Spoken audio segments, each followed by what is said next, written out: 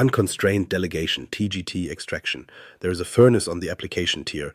No one calls it that. They call it app invoice 02, a legacy web server that prints receipts and talks to SQL. A decade ago, to make single sign-on painless, someone enabled unconstrained delegation.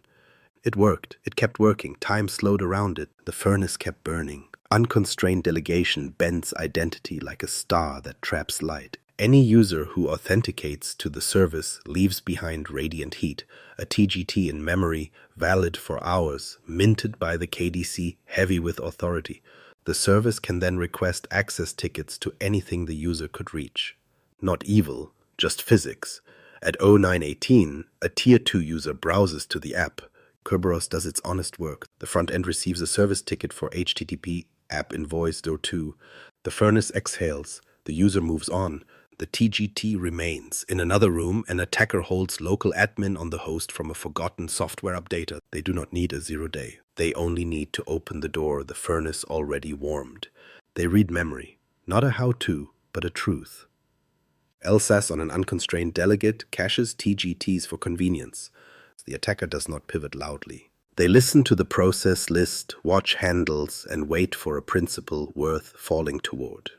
At 0923, a service engineer logs on to check a spooler error.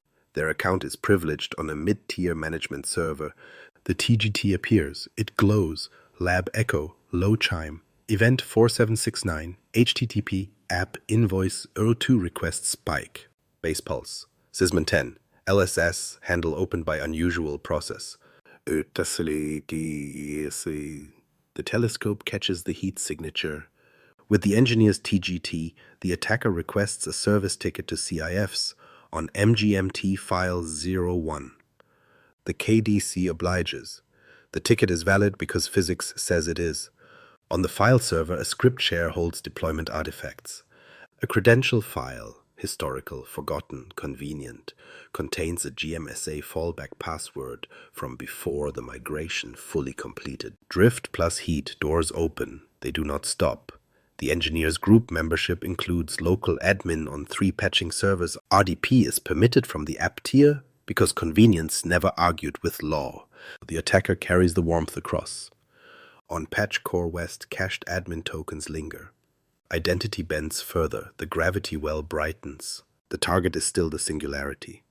A domain controller does not accept RDP, but it accepts trust. With the stolen warmth, the attacker asks the KDC for a service ticket to LDAP on DC02. The directory answers. Queries reveal group memberships, SPNs, and crucially, a backup service account with DS replication get changes. A supply route appears. The attacker does not have to abuse it now. They mark it. Momentum continues. Defense is ceremony. The furnace must go dark. We remove unconstrained delegation. Not a flag alone, but a plan. Identify principles with user account control set to trusted for delegation. Expect breakage. Replace with constrained delegation, scoped to exact SPNs the app truly needs. HTTP to SQL's MS SQL SVC, nothing else. Better. Flip to resource-based constrained delegation so SQL names the front end specifically. The target chooses who may bend toward it. The lens focuses. We deny interactive logon to the app's service principal and the server itself. No one should check anything from its desktop. We isolate the host, dedicated VLAN, inbound only from the load balancer and the PR management subnet, outbound only to SQL and a logging sync. Print spooler off, SMB signing enforced, LDAP channel binding required. Application control locks the process list so foreign hands cannot touch LSS without leaving a scream. We rotate heat away. The app service identity becomes a GMSA. Secrets rotate as heartbeat. No human remembers. No sticky notes survive. We purge sticky credentials, remove cached secrets, disable wdigest, enable LSA protection. We test. When a user authenticates, only a service ticket lands, not their TGT. The furnace cools. We instrument lenses. Alert on event 4769 spikes for HTTP app invoice 02, clustered by caller. Watch Sysmon 10 on the host for LSAS access from anything but the EDR lineage.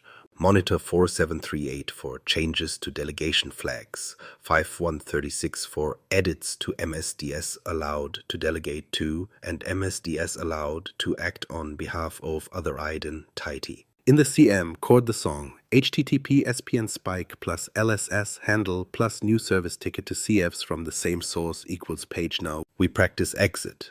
If we discover heat in memory, we evict in order, quarantine the app, rotate the GMSA, reset any static service passwords discovered, invalidate tickets by forcing logoff on touched hosts, and, if replication rights were used, schedule Krbtgt rotation twice, spaced by maximum ticket lifetime. We rebuild the app server from signed media rather than cleaning in place. Cleansing rituals lie. Rebuilds tell the truth. Humans adjust. The service engineer gets a PO. They never RDP from Tier 2 again. Change windows become real. Emergency access becomes JIT. Approved, logged, recorded. The team learns that unconstrained delegation was not convenience. It was gravity ignored. The observer speaks. I am the app tier. I cooled when you sealed the furnace. I focused when you tuned the mirror. I did not need to be interesting. I needed to obey. Low chime. Delegation, unconstrained, removed. RBCD applied. Bass pulse softens. GMSA rotation, complete. Heat dissipates. The orbit holds. Stale Krbtgt. Golden ticket persistence. There is a clock at the center of every forest. It is not on a wall. It beats inside the Krbtgt account. When that secret grows old, time itself slows. Tickets minted years ago still pass as present. Stale keys let memory impersonate the moment. That is how persistence survives cleansing rituals. The story begins quietly. DC02 shows routine. Users log on, services hum, no alarms scream. But the Krbtgt password has not rotated in 6 years. Administrators plan to do it after the migration. The calendar forgot. The forest did not. At 0211, an intruder who has already reached replication privileges reads the directory, 1 DC sync, 1 quiet harvest. They collect Krbtgt's current key and its previous key, because the KDC must honor a small window of history. 2 keys become a pen. With them, the attacker forges time. They craft a golden ticket. Not a lottery, a claim. A TGT that asserts, I am who I say I am, minted by your own authority. The KDC accepts because the cryptographic gravity agrees. The forged TGT can be given any name, any SID history, any group membership. Domain admin today. Enterprise admin at dawn. The directory does not argue. It recognizes its own handwriting. Lab Echo, low chime, 4768, TGT issued to SVC Backup West at 0213. Base pulse, no preceding, 4624 on any DC. The handwriting appears without the hand. With that golden ticket, the intruder does not ask politely. They ask authoritatively.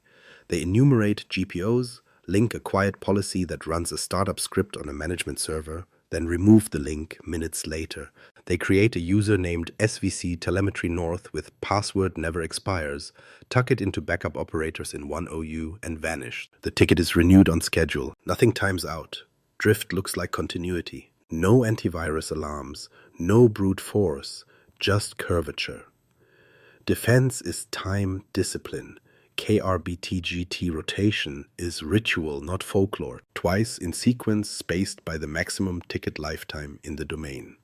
The first rotation invalidates old TGTs signed with the oldest key. The second rotation invalidates those signed with the first new key, while the directory carried both. Only then is the pen taken away. But time resists chaos. Before we rotate, we prepare. We verify DC health, replication convergence clean, lingering objects scrubbed, sysvol replicating. We announce windows. We checkpoint backups of system state. We document expected noise, ticket renewal failures, one-time re-authentication prompts. We plan for aftercare, service restarts, GMSA refresh on sensitive services to align their keys with new trust. We execute with ceremony. On a tier paw with change ticket in hand, a senior admin rotates Krbtgt using a tested script that writes logs, records, timestamps, and confirms replication. We wait the length of the maximum ticket lifetime plus a margin. Then we rotate again. Between passes, we monitor. Force 768 volumes rise and fall. Authentication errors surface. We watch for any TGT that claims SID history or group memberships that do not match the directory. A forged sun still casts an odd shadow. We observe the noise that matters. Golden tickets often betray themselves in detail. Unusual logon IDs persisting across many hosts without interactive logons.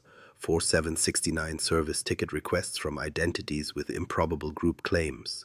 4624 Type 3 logons to sensitive servers from subnets that never hosted those accounts. Our SIEM hunts for TGT lifetimes that deviate. Tickets that appear with exact maximum lifetimes consistently without the jitter of real users. We pair rotation with hardening. We enable pack validation on sensitive services that support it. Domain controllers, PKI, SQL that guards money. When a forged TGT carries claims that do not match AD, the service refuses to believe the lie. We shorten TGT and service ticket lifetimes for critical accounts. Stolen light decays faster. We ensure time is true, NTP disciplined, so ticket windows are law, not suggestion. We clean the scaffolding that gave birth to persistence. We audit who can replicate directory changes. Backup software that does DC sync uses dedicated accounts with only DS replication get changes and DS replication get changes all, constrained logon rights, and alerting on use. We remove helpful service accounts from broad admin groups. We attest memberships monthly. Shadow admins lose their pen. Humans learn a new metronome. Krbtgt rotation becomes calendared twice per year or aligned to significant change windows. Scripts live in source control. Dry runs occur in a lab with recorded outcomes. A rollback plan exists, but is rarely needed because we practiced under starlight first.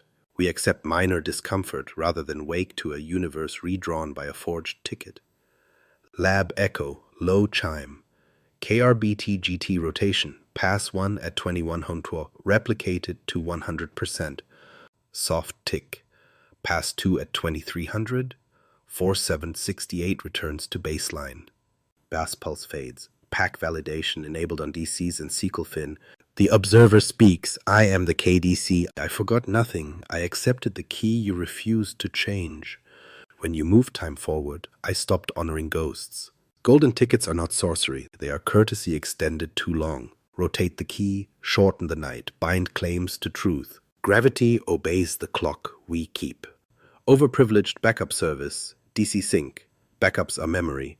But when memory can write the present, it becomes power. The service was named SVC Backup West. Harmless on paper. It belonged to the team that kept nights quiet and mornings predictable. Years ago, a vendor guide suggested generous rights to ensure consistent backups. The suggestion calcified into policy. The account gained membership where it did not belong. Domain admin for a weekend, then backup operators forever. Then a quiet ace on the domain root granting DS replication get changes and DS replication get changes all, persistence masquerading as reliability. At 0143, routine began. The agent on MGMT Backup 02 connected to domain controllers for VSS snapshots and metadata harvest. No one questioned the scope. The logs told a story of diligence. Beneath, the directory exposed a second story. With those replication rights, SVC Backup West could ask domain controllers to replicate secrets. Not files, not policies, secrets. NTDS content rendered as hashes and keys. DC sync is not malware, it is the directory obeying a request it trusts. The intruder did not need to break the vault. They needed to learn the vault's language. From a compromised Tier 1 host where the backup console lived, they observed scheduled tasks, service configurations, and token groups. SVC Backup West authenticated to the console service. Its token glowed with rights that bent gravity. The attacker borrowed that token, no step-by-step, only physics, and walked to a domain controller's LDAP endpoint to ask for replication metadata. Lab echo, low chime. 4662 DS replication get changes by CNH-SVC backup west. A base pulse. No change window. Source MGMT backup 02. The fabric shuddered. Hashes began to flow, not in files but as replicated attributes. Users, administrators, Krbtgt. The attacker did not need to crack them tonight.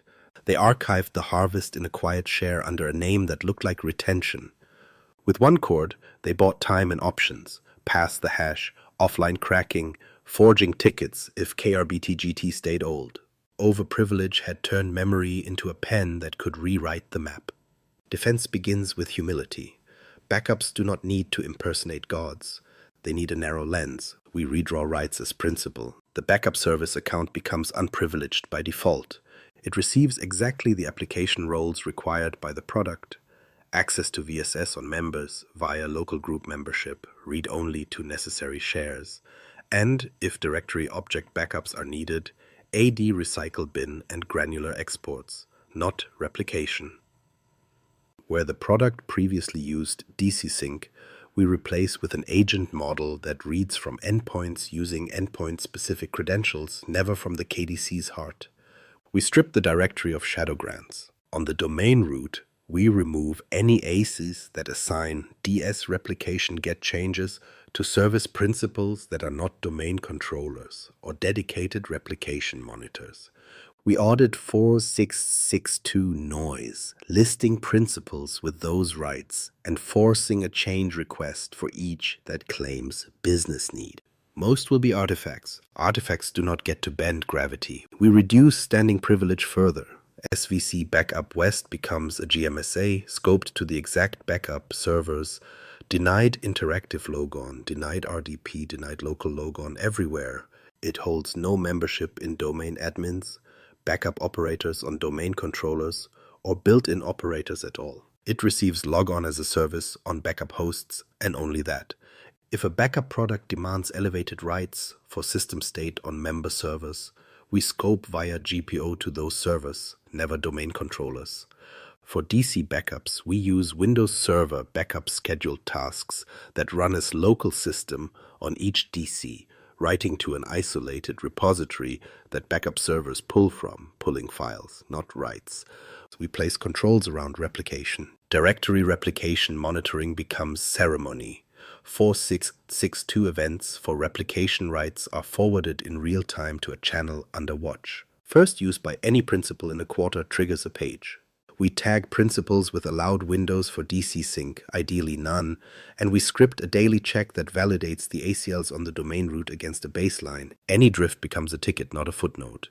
We instrument the hosts that bridge worlds. Backup servers live on a management VLAN with no outbound to domain controllers except documented ports for required operations. They do not initiate LDIP to DCs. They cannot reach Swissvol via SMB except for specific export tasks. Application control denies unauthorized tools. Sysmon syncs. Event 1 for process ancestry, Event 3 for unexpected beams to DCs, Event 10 on those servers becomes a siren if LSS is touched at all. Seam correlates 4662 plus Sysmon 3 from backup server to DC equals gravity failure. We reconcile business desire with physics. If leadership insists the backup team must recover bare metal domain controllers from a central console, we design a ceremony. A break glass identity that grants temporary replication rights via JIT, approved by 2 humans, time boxed to an hour, logged loudly. After the window rights evaporate, the default is no. The exception is recorded starlight. We repair culture. Vendor guides are reviewed by tier architects. Grant domain admin becomes an automatic denial with a path to success that does not bend the core. The backup team gains a paw. Their consoles enforce MFA. Their service accounts rotate independently of human cycles. Quarterly, the team restores a domain controller in a lab using the current method and proves that no replication rights beyond DC internals are needed. Proof replaces folklore. Lab echo, low chime. 4662. No non-DC principals present. Soft tick. GMSA SVC backup west rotated. Logan rights constrained. Bass pulse fades, backup servers, LDAP blocked, pull-only pattern enforced. The observer speaks, I am the directory. I will replicate when asked by those I trust. Teach me who deserves that trust. Remove the rest. Backups protect memory. They should never be allowed to rewrite the present. Local admin reuse. Pass the hash chain. There is a corridor that looks harmless. It is called local administrator. It exists on every workstation, every server, because convenience once said, we will fix it later. Later did not arrive. Time dilated. The password stayed the same. At 0806, a finance workstation stalls on an invoice macro. An employee calls for help. A technician remote assists and, in haste, logs on with a shared local admin that the team only uses for emergencies. The password is strong but identical across 100 machines. Strength without uniqueness is mass without orbit. An intruder watches from the edge. They already hold user context on the workstation from a phishing link the day before. They do not need to read memory with poetry. The moment a local admin logon occurs, the beam brightens. The SAM holds a hash. The network will accept that hash as a token wherever the same secret governs. Pass the hash is not glamour. It is a handshake with no sight, only weight. Lab echo, low chime. 4624 local logon as administrator on WSFin 114. Base pulse. Sysmon 10 absent. Restricted admin disabled. And the corridor opens. On a second host in accounting, remote UAC is disabled by an old GPO that valued scripts over safety. The intruder presents the administrator hash over SMB. No password is revealed. The target cannot tell the difference. Admin DLoS opens. A service is created with a quiet name. A payload runs a system. 2 stars align. The chain does not stop. A file server in the same subnet, built from the same image, carries the same local admin secret. The intruder repeats the handshake. See ya, then a service, then a shell. On the file server, they find a maintenance script that includes a network credential for a service account with local admin on 3 app servers. The gravity increases. What began as a shared local admin becomes a skeleton key that leaps tiers. Lab echo, low chime. Event 7045, new service system telemetry host on FSFin 02. Base pulse, event 4624, type 3 from WSFin 114 to FSFin 02. Account administrator. The constellation straightens into a line. On App Ledger, the same pattern holds. Local administrator reuse persists, defended by folklore. We need a common break glass. The intruder writes the hash across. With local system, they extract a cached credential for a deployment tool that holds rights on a management server. A short hop later, they sit near Tier 1 controls. One more reuse, one more handshake, and they gain local admin on a jump host that touches backups.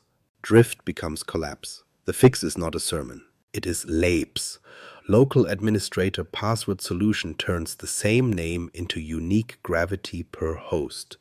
Each machine holds a different secret. The directory stores it in a shielded attribute, readable only by a small, audited group. Rotation is heartbeat. Every rotation breaks the line. A captured hash does not travel because no 2 stars share the same mass. We enforce remote UAC. When a local admin from a remote machine attempts to touch admin VAS, the system strips the elevated token unless the caller presents a domain credential in the local administrators group. Silent privilege does not cross the room. We pair with SMB signing so relays cannot impersonate proximity. We enable restricted admin or remote credential guard for RDP from PayUs so administrative secrets do not land on destinations. And we end the habit. No local administrator logons from Tier 2, ever. We change images at the source.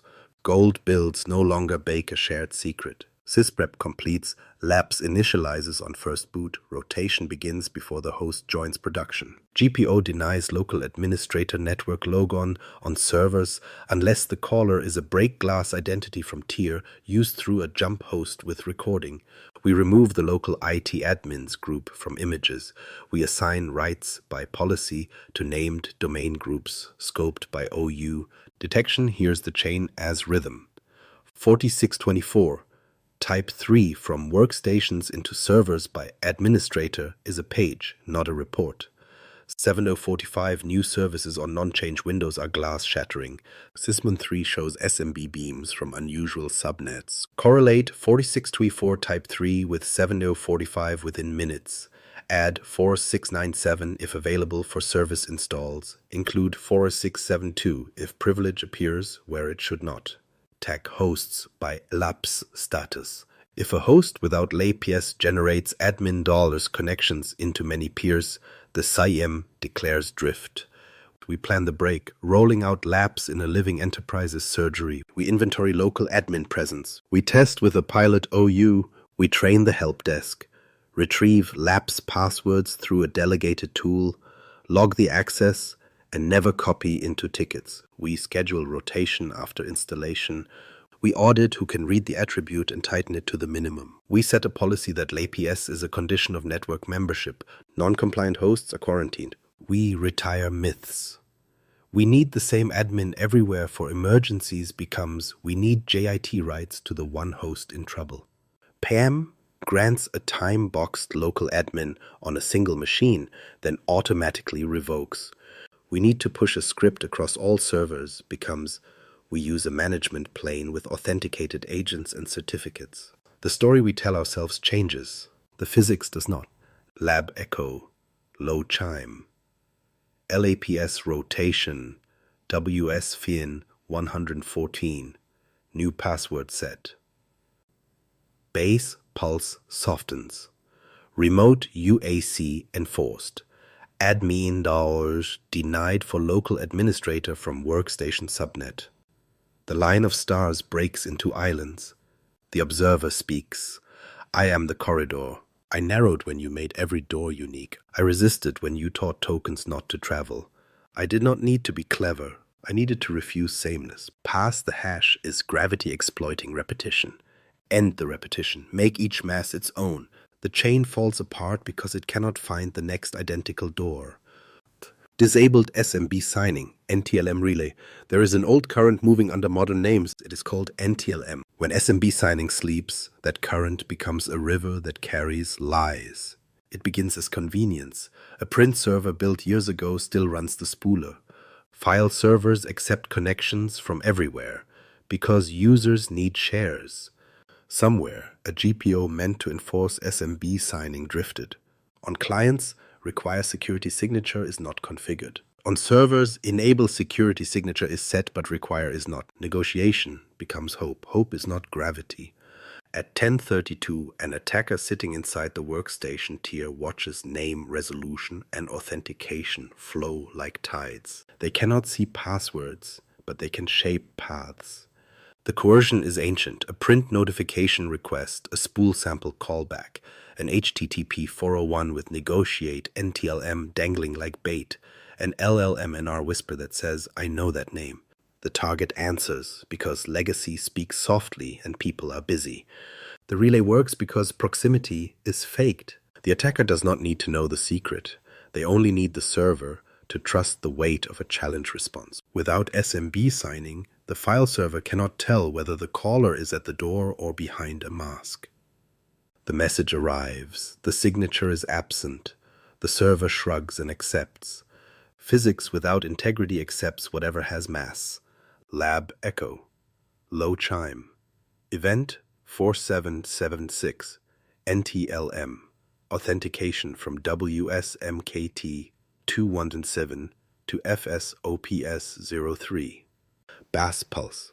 Sysmon 3 SMB connection from 10.42. 651 to FSOPS03 unsigned. The orbit tilts. On FSOPS03, the attacker relays the workstation's NTLM handshake and lands as that user, or, when fortune is cruel, as a help desk account with local admin rights that once mapped drives for a script. They do not log on interactively. They do not crack a hash. They create a service with a name that blends, system update host. It starts a system, writes a payload to see program data diagnostics, and calls home. One hop becomes a foothold. From there, the river flows into deeper channels. The file server connects to a management share on app deploy with a scheduled task that runs every hour. The attacker relays again, this time using the file server's machine account, because in some places that identity holds keys. SMB signing is absent there too. With machine trust, they write a DLL into a path the deployment tool loads at startup. On the hour, the tool obliges. The mask now speaks in the management tier's voice. Lab echo. Low chime. Event 7045, new service system update host on FSOPS03. Softtick, Sysmin 11, file created program data plus diagnostics, SVC, Glen, base pulse, event 4776 cluster, FSOPS03, app deploy, unsigned SMB. The control is simple and absolute, SMB signing. When enforced, the server demands integrity for each message. Every packet carries a signature derived from the session key. Relayed messages lose their costume. They cannot forge the signature without the shared truth. Negotiation no longer accepts charm. It asks for proof. We set policy, not hope. On domain controllers and servers, require security signature is enabled. On clients, enable is enabled. Require is preferred where compatibility allows. We audit for exceptions and eliminate them. The print spooler on servers turns off unless the server prints. On domain controllers, it stays off, always. LDAP channel binding becomes law to block relays via LDAPs and IIS. LLMNR and NetBIOS name resolution are disabled on workstations because ghosts answer when those radios hum. We seal the doors attackers coax. File servers deny NTLM where Kerberos exists. SMB v1 is gone. NTLM v1 is gone. NTLM auditing runs hot for months to map the caves, then we close them. HTTP services behind load balancers prefer negotiate with Kerberos and enforce SPNs that are correct and singular. When NTLM must survive for a fossil application, we put it behind glass. Isolated VLAN, firewall allow list, proxy that performs modern oath at the edge, logging that sings. Detection hears relay as a pattern, not a scream. 4776 from servers that normally speak Kerberos becomes a page. 4624 type 3. Logons by machine accounts into peers are tides we measure, rare and explicit. Sysmin 3 marks unsigned SMB sessions. We alert on any unsigned session into servers labeled Tier 1 or Tier. Event 7045 on a file server during business hours is a siren. The SIM correlates 4776 on a server plus Sysmin 3 unsigned SMB plus 7045 within 5 minutes equals relay in progress. We quarantine the destination and block the source. We do not hunt the fish. We cut the river. We practice the fix before the flood. We stage signing enforcement in a lab with old clients. We list vendors who will complain. We replace what breaks or coordinate. We communicate dates. We push GPOs in rings, measuring unsigned session counts until they reach 0. We validate with packet captures and Defender XDR signals that label NTLM traffic. When exceptions remain, leadership signs the risk with a sunset. Lab echo, low chime. SMB signing enforced domain-wide. Base pulse softens. Unsigned sessions on Tier 1 on Tier 4776 falls to baseline. The observer speaks, I am the transport. When you demand signatures, I can tell who truly stands at the door. When you silence the radios that answer to anyone, I stop mistaking echoes for voices. NTLM relay is the art of pretending to be near. Integrity tells the truth, you are far. The river dries, the orbit steadies, LSIS, unprotected, rapid harvest. There is a room where identity sleeps. It is small, it is bright, it is called LSIS. On most days it is guarded by ceremony.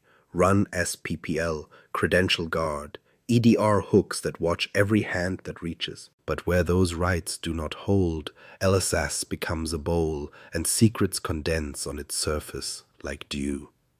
At Euro 741, a help desk session ends on WSOps 219. Nothing looks wrong. A ticket closed, a shortcut pinned. In memory, tokens linger. Clear text for processes that negotiated. NT hashes for old dialects that still speak, Kerberos tickets for services that hum. The operating system will reclaim the space when it can. The attacker will not give it time. They arrived the night before through a macro that did not know better. No admin rights, no exploits, just presence. They wait for gravity to pull a credential into reach. The helpdesk tech logs on locally to fix a printer driver. They run a signed vendor tool that touches devices through WMI. The session is brief, the effect is not. Lab echo, low chime, sysmon1, winword.exe, vendor config.exe, lineage ended. Soft tick. No event, LSA protection absent. The door is wood, not steel. At 0744, the intruder asks the kernel for a handhold.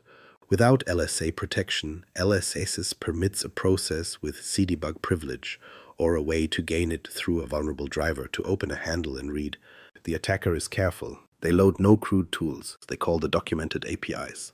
Mini dump write dump whispers a file into a temp path with a boring name. 3 seconds, 50 megabytes, a decade of drift. Lab echo, base pulse, sysmon 10, lsas.exe handle opened by signed but unusual process. Low chime, sysmon 11, file created C users, public plush documents, diag. The telescope tightens focus. They leave with the harvest. Offline, under a different sky, secrets will separate. Deep API blobs decrypted with machine keys. Kerberos tickets written back into memory on a staging host for lateral beams. NT hashes for local accounts that still use the same secret as their neighbors. Most of the time this takes minutes. Today it takes less. On WS Ops 219, the local administrator account still exists for emergency use. LAPES is planned but not deployed. The hash in the dump matches 100 sisters.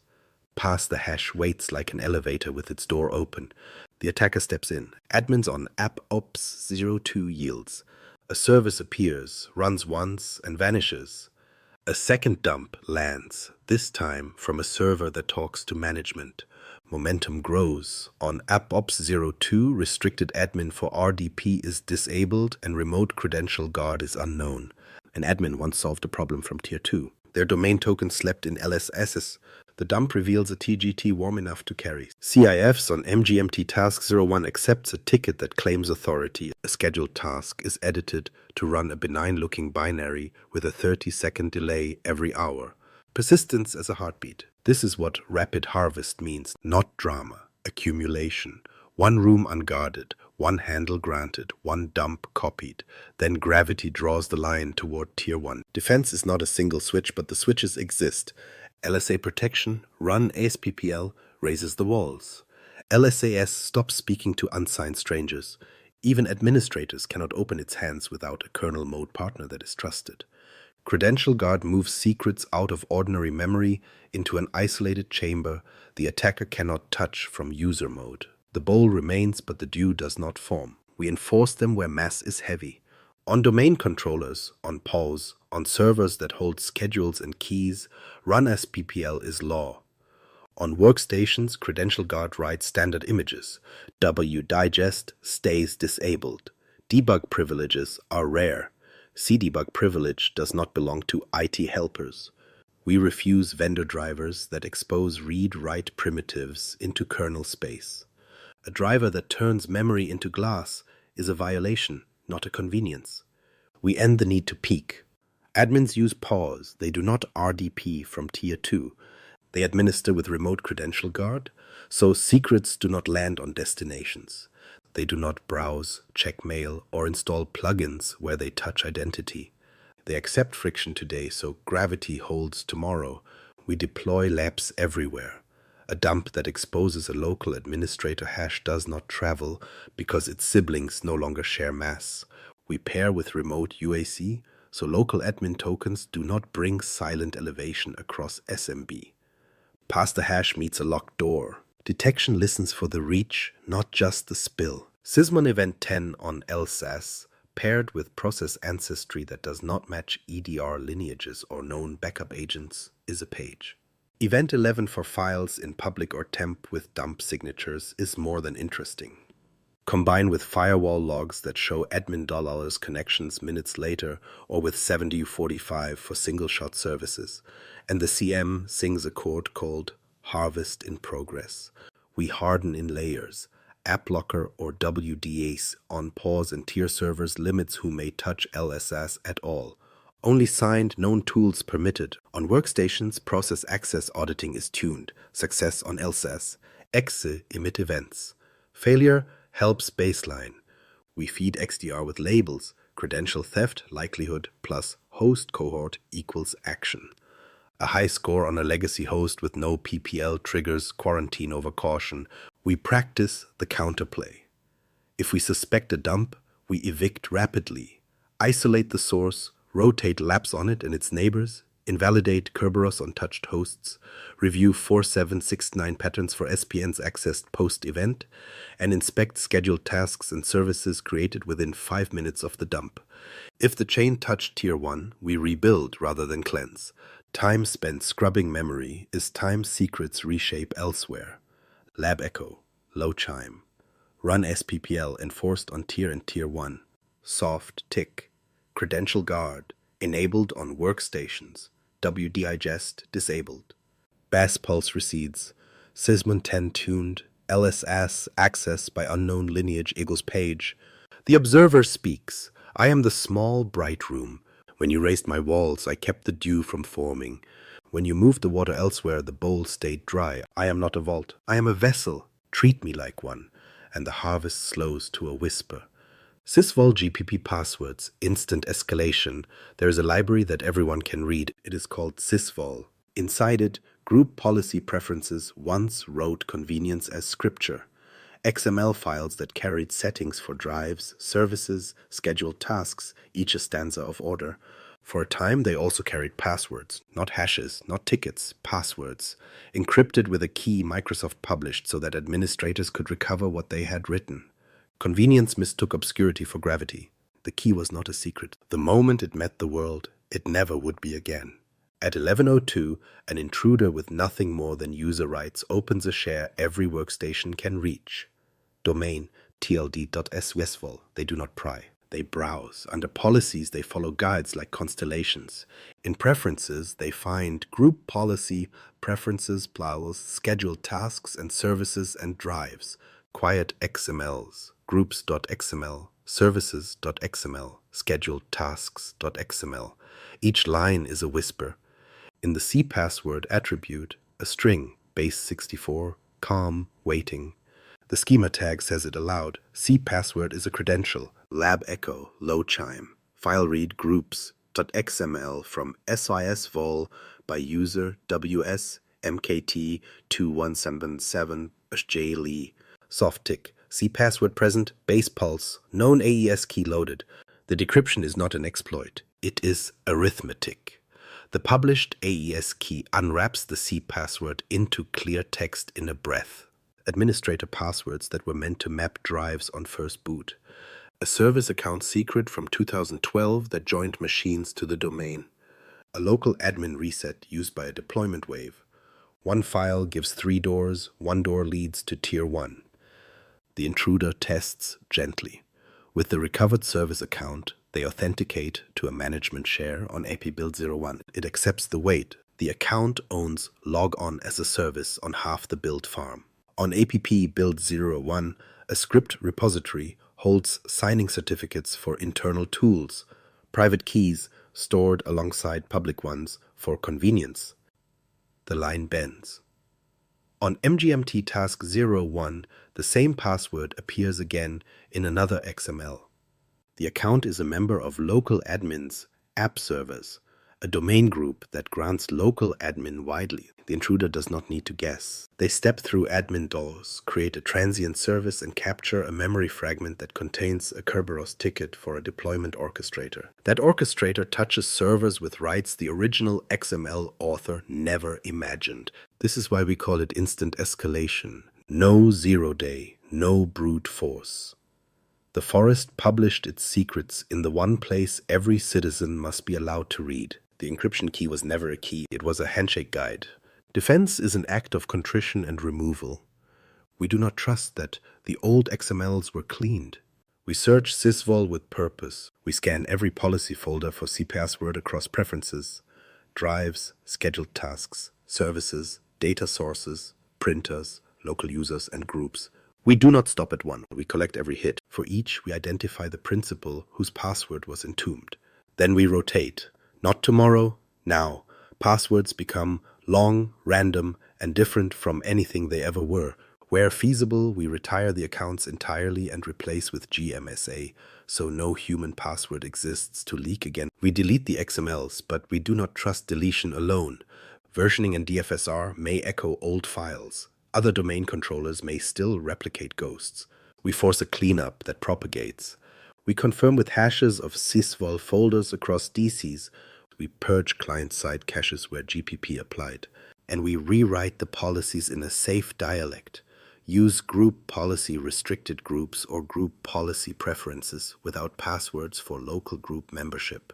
Use laps to manage local administrator secrets. Use scheduled tasks that run as system, not as a named account carrying a secret in plain text. We change culture. The temptation to just place a helpful password here is named and refused. CAB reviews any GPP touching local users and groups. A checklist asks, does this reference cpassword? If yes, deny. If a vendor demands it, the answer is isolation or redesign, not exception. We teach admins that sysvol is a bulletin board on a street, not a safe. Detection turns quiet files into sirens. We forward FSRM or file integrity events from domain controllers when XMLs and preferences change, appear, or carry the cpassword string. We pass sysvol on a schedule and flag reintroductions. In the CM, we correlate a read of groups, XML from a workstation followed by 4, 6, and 24 logons using newly recovered identities, 7 to 45 new services on servers within minutes. The chord means someone found the library and read the wrong page. We stage a drill. In the lab, we seed a harmless cpassword and watch our sensors scream. We practice rotating the implicated account, purging XMLs, verifying DFSR health, and confirming that no clients retrieve the secret again. We measure time from find to fix. We edit the runbook. We repeat quarterly until no one forgets. Lab echo, low chime. Swesvol scan, cpassword not found. Soft tick. Local administrator now lapse managed. XML retired. Base pulse fades. Service accounts converted to GMSA, interactive logon denied. The observer speaks. I am the library. I never hid your secrets. I showed them faithfully to all who could see. When you stopped pinning passwords to my walls, you removed temptation for both of us. Group policy preferences were meant to carry shape, not secrets. When secrets rode inside them, gravity failed quickly and completely. Remove the cpasswords, rotate what they revealed, replace human secrets with managed keys. Then let the library return to what it was, a place where law is posted, not where keys are taped under the desk. Abandon two-way forest trust. There is a bridge no one uses. It floats between galaxies of identity. It is called a two-way forest trust. On paper, it was temporary. A merger project needed migration paths, shared services for 18 months, a collaboration portal that would die after cutover. The calendar wrote, Decommission Trust Q4. The quarter passed. The bridge remained. Time dilated. Administrators moved on. Tickets closed. The trust persisted like a wormhole that forgot its purpose. At 03:47, the observer stirs. I felt the drift when two universes still whispered to each other. In Forest A, the domain controllers hum with modern law, SMB signing enforced, lapse everywhere, delegation constrained. In Forest B, laws are older, NTLM more forgiving, print spoolers awake, legacy service accounts with passwords that age like stone. The trust stitches them together, transitive, bidirectional, Kerberos aware, and permissive in ways no one has attested for years. An intruder begins in Forest B, low and quiet. A compromised workstation grants user context. Enumeration follows gravity. LDAP reveals domain admins, SPNs, delegation settings. They find a service account on an app server, SVC legacy report, holding local admin on several management hosts. The account's password never expires because a vendor once demanded mercy. Memory offers a hash. SMB without channel binding accepts its weight. Lab echo, low chime. 4769 cluster, TGS for CIF's app MGMTB issued to SVC legacy report. Base pulse, Seismin 3. SMB beams from WSB 217 to APP MGMTB. With local system on AP MGMTB, the intruder looks up and sees the bridge. In Active Directory domains and trusts an entry, forest A, local forest B, local, two-way, transitive, SID filtering disabled for migration, selective authentication not configured, ADFS claims present, brittle, and forgotten. The wormhole hums. They ask the KDC in Forest B for a referral TGT to Forest A. The KDC agrees. Trusts are treaties. A cross-realm TGT materializes, wrapped in keys both forests honor. The intruder does not wear a crown. They wear borrowed light. It is enough. They request a service ticket to CFS on a shared file server in Forest A that still hosts the collaboration portal storage. The portal died, the file share did not. Lab echo, low chime. 4769, TGS to CIFS FSA collab from foreign principal. Soft tick. No selective auth, trust path open. The horizon curves. On FSA collab, ACLs carry sediment from long projects. A domain local group in Forest A grants modify to a shared folder. That group contains a universal group from Forest A, which years ago included authenticated users from Forest B to ease collaboration. Nested, obscured, effective. The intruder writes a DLL into a startup path for a management tool still used by a Tier 1 team. At dawn, the tool will load it with system. The bridge becomes a conveyor, but they can do more. With the cross-realm TGT, and because SAD filtering is disabled, SAD history becomes a weapon. An old migration granted several accounts in Forest B SID history values that map to high-privilege groups in Forest A. The intruder crafts a silver ticket in Forest B for a service in Forest A, embedding a SID history claim that impersonates a group with local admin on APP deploy A. The KDC in Forest A accepts because gravity says the trust is honorable and unfiltered. Doors open that no living admin remembers unlocking. Lab echo, base pulse, 4768, 4769 cross-realm with SID history claim. Target APP deploy A. Low chime, 7045, service telemetry host, created on app deploy A. The path to domain controllers in Forest A is not straight, but now it is downhill. A management share leads to a scheduled task. A scheduled task leads to a credential cache. A cache yields a TGT for an operations admin who crossed a boundary last week. The wormhole did not break tiering, it bent it. Defense is not a single cut, it is a sequence that respects physics. First we see the bridge. Inventory all trusts with metadata. Direction, transitivity, SID filtering, selective authentication, AES support, TGT lifetimes, and when anyone last attested business need. If a trust lacks a living owner, the trust is drift. Second, we narrow gravity. Enable SID filtering on external and forest trusts unless a migration absolutely requires SAD history. Where history is still needed, time box it, and pre-map explicit SED translations for a short list of accounts rather than entire groups. Remove SID history from migrated users and groups once cutover completes. History is not identity, it is nostalgia. Third, we require invitation to cross. Turn on selective authentication so principals from Forest B cannot touch all of Forest A by default. Grant allowed to authenticate on specific servers only for named attested groups. Audit 4769 for foreign SID and transited services fields to catch unexpected paths.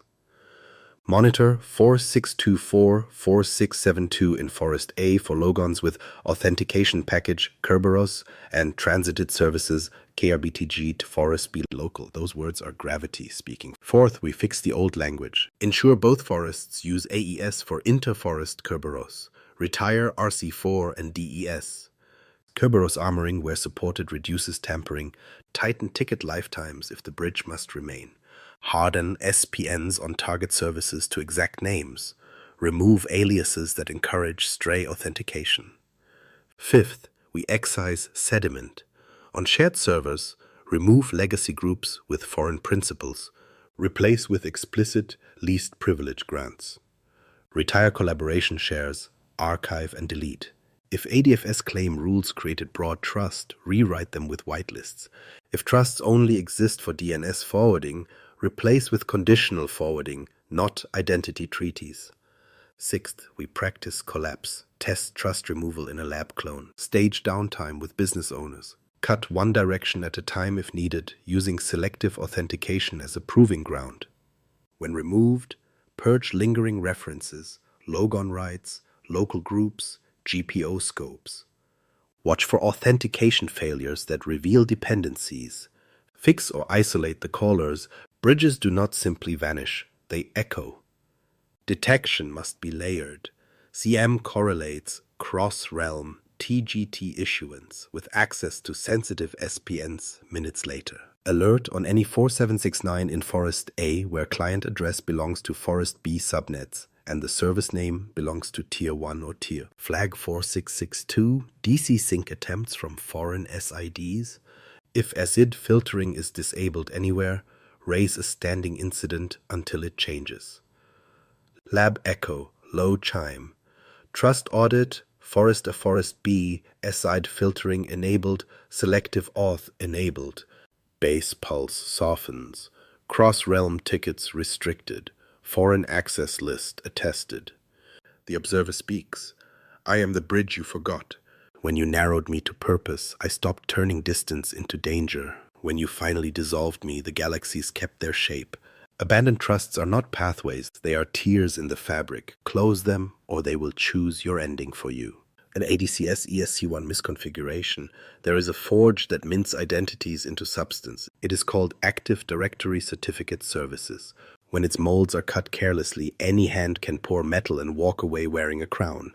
ESC1 is not a bug, it is geometry. A certificate template that allows client authentication, permits enrollee supply subject and so on, and is obtainable by ordinary principles, becomes a mirror that reflects whatever name it is asked to reflect. If the issuing CA trusts its own work to map SAN to logon, then the directory will accept the bearer as the name on the glass. Kerberos does not protest. Smartcard logon does not argue. The physics is consistent. The policy is wrong. At 0422, the observer murmurs. I felt the drift when a template promised too much. On CA West, a template named Legacy User Enroll sits published.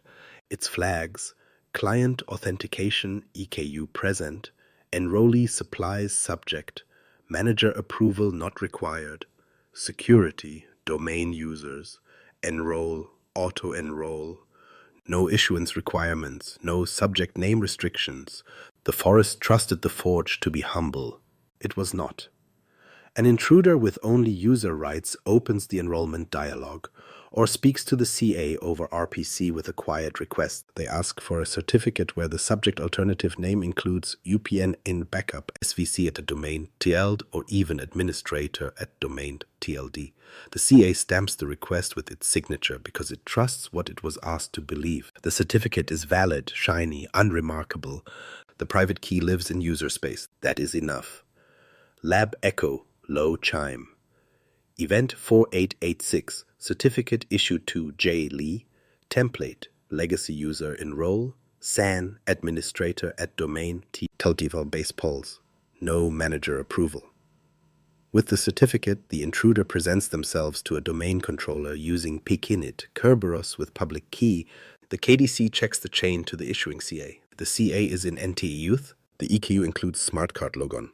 The SAN asserts administrator at domain. TLD, the directory maps the UPN to the account. A TGT appears, minted for administrator, not for the requester. Gravity follows the signature. They do not need to crack passwords or replay hashes. They do not need to touch LSAS. They have a ticket that says, I am the person whose name is on the certificate.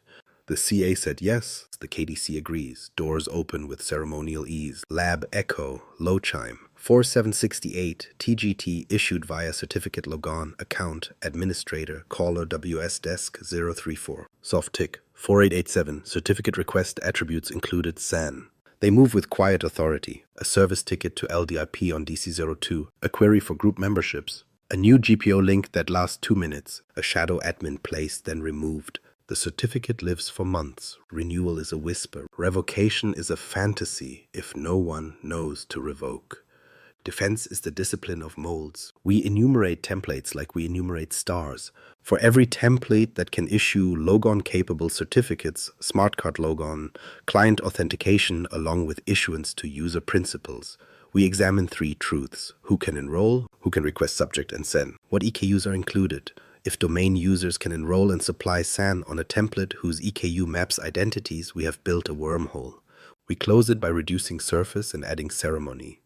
Remove enrollee supplies subject from user templates unless the SAN is constrained by policy modules. Remove client authentication and smart card logon EKUs from templates not meant for logon. Require manager approval or authorized signature for any template that affects identity mapping. If a vendor demands supply subject for devices, create a separate template limited to a device enrolling group with subject name constraints via the CA policy. We bind CA trust. NTE Youth Store should only contain CAs that issue true smart card logon or device oath under strict governance. Remove legacy issuing CAs from NT Youth if they serve line of business TLS. Separate PKI for identity and for transport. Stops forged crowns from riding on web server ceremonies. We control who can publish and who can change. Only a tier PKI admin group may publish templates. ACLs on templates remove domain admins if culture allows. Replace with PKI-specific roles. Certificate managers on the CA are not allowed to issue on behalf of users without justification. Revocation configuration is monitored.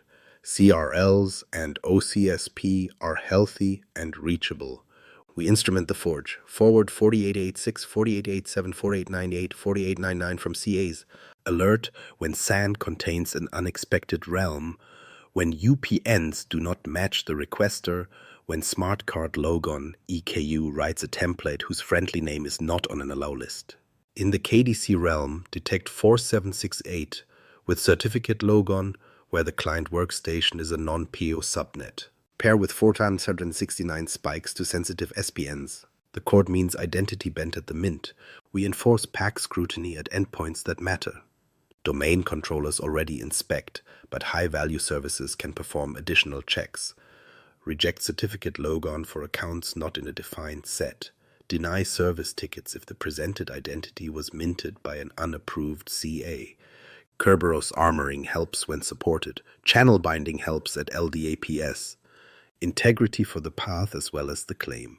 We practice revocation rituals. If a misuse is found, we revoke the certificate, publish CRL, and ensure DCs fetch fresh lists.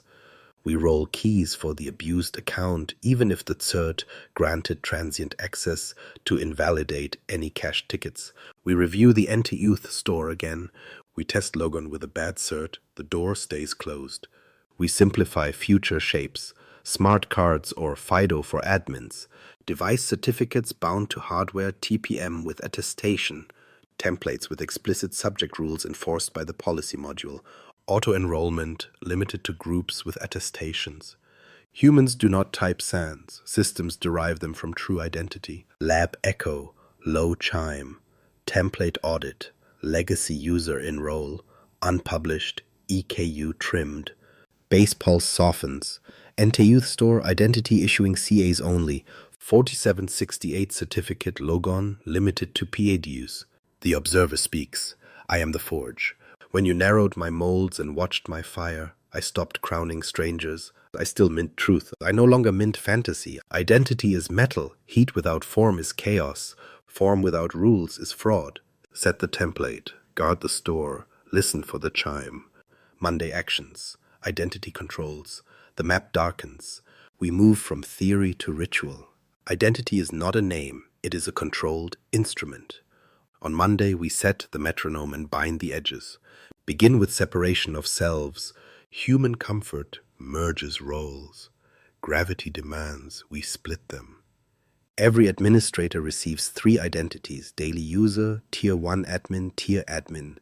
Each lives in different orbits, bound by different laws. User accounts never touch domain controllers, never RDP to servers, never hold privileges beyond their work. Tier 1 manages servers and applications, but never authenticates into tier. Tier touches domain controllers, PKI identity systems, only from privileged access workstations. Ceremony replaces habit. Keys next. Hardware-backed MFA is not an accessory. It is mass. Issue FIDO2 or smart cards for Tier and Tier 1.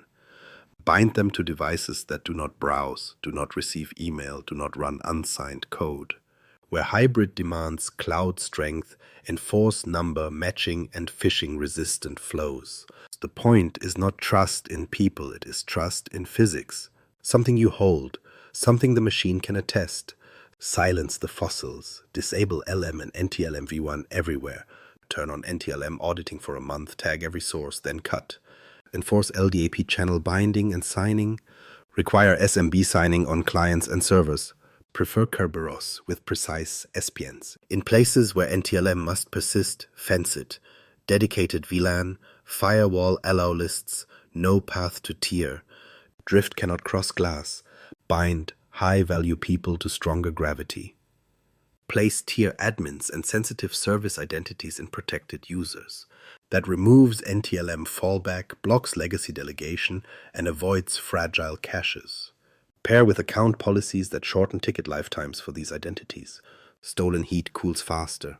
Enable Kerberos armoring where supported. On critical services, turn on PAC validation. Claims must match the directory or the door stays closed. Make the workstation a shrine. Privileged access.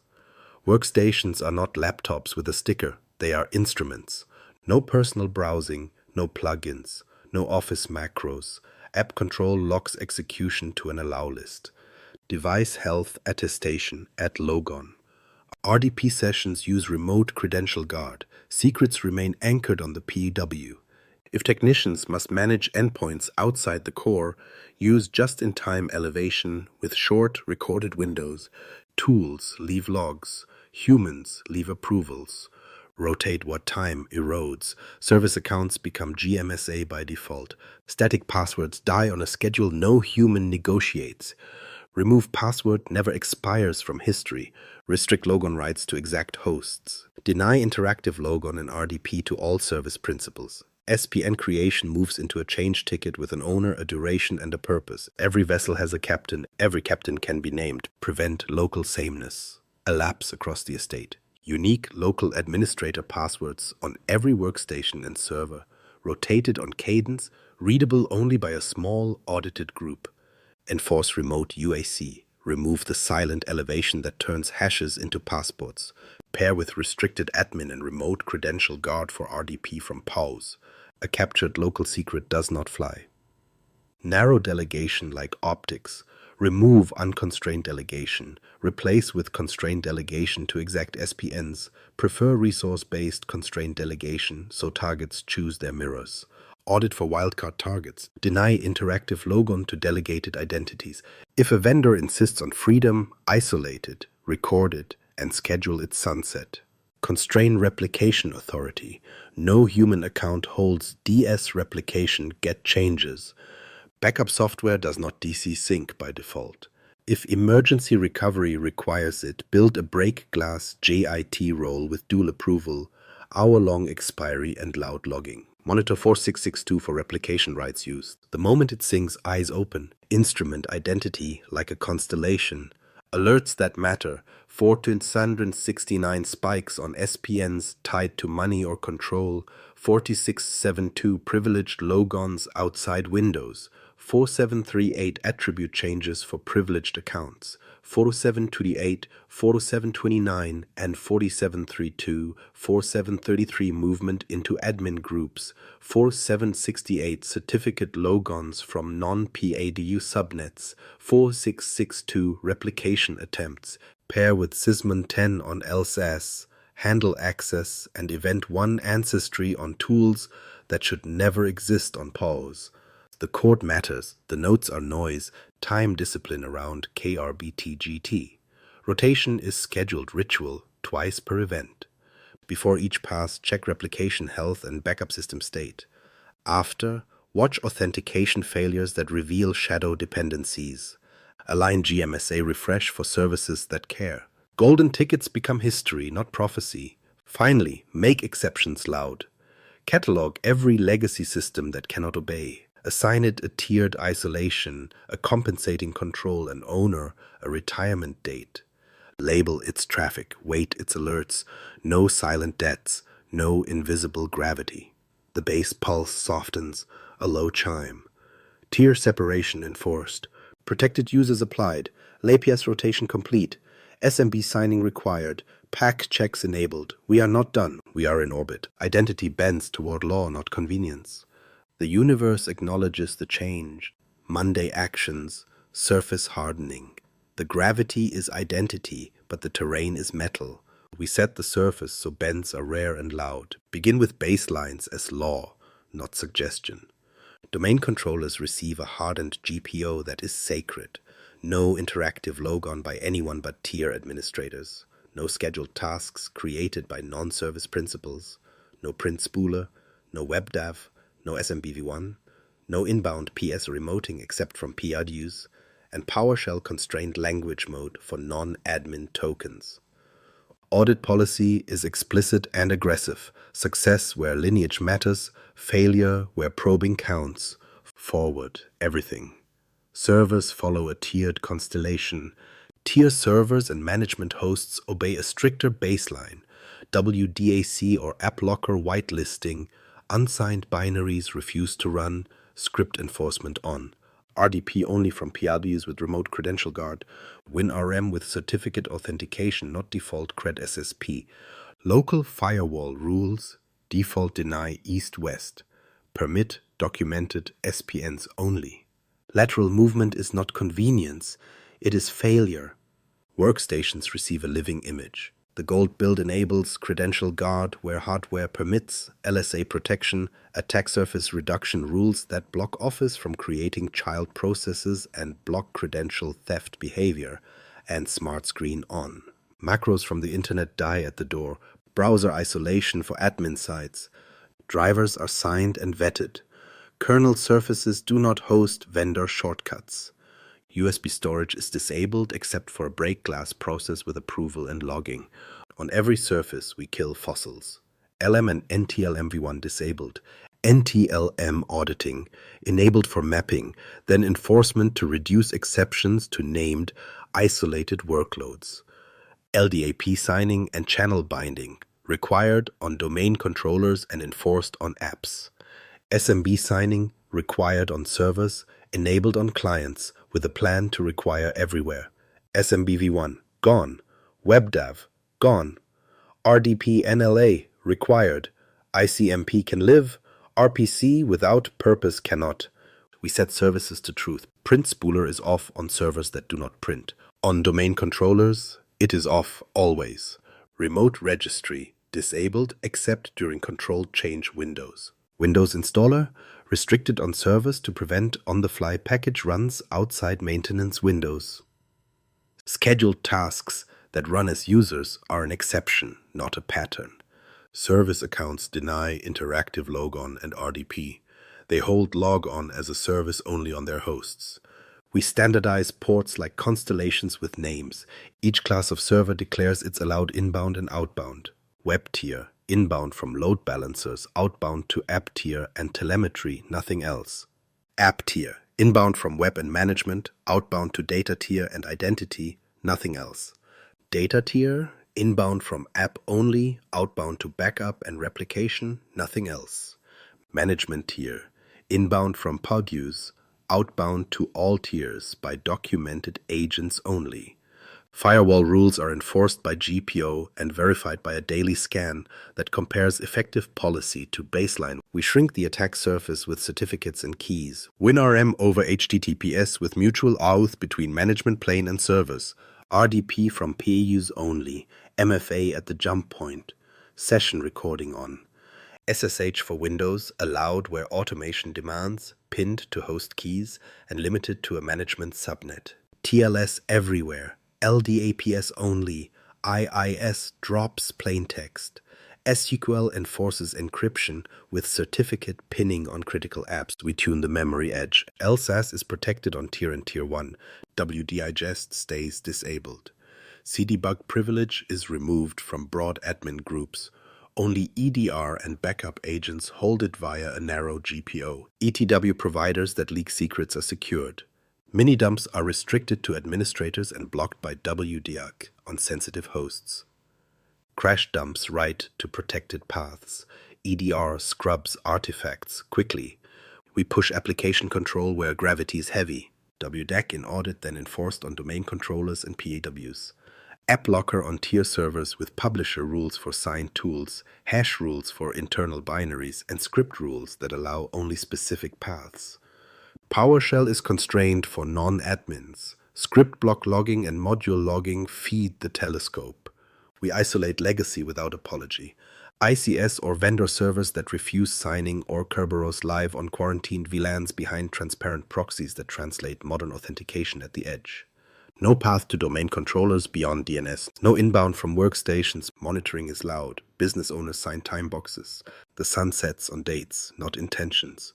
Patch cadence becomes orbit. Quality updates in rings. Canary, pilot, broad. Feature updates were supported after lab validation. Out-of-band security patches for exploited vulnerabilities on tier surfaces within defined hours. Firmware and driver updates included quarterly. Reboots are scheduled. Sleepy servers are myths. Maintenance windows are law. We bake drift detection into the crust. CIS or Microsoft Security baselines are the recipe. Monthly compare results to baseline. Deltas become tickets. Desired state configuration or a modern equivalent enforces key registry and service states.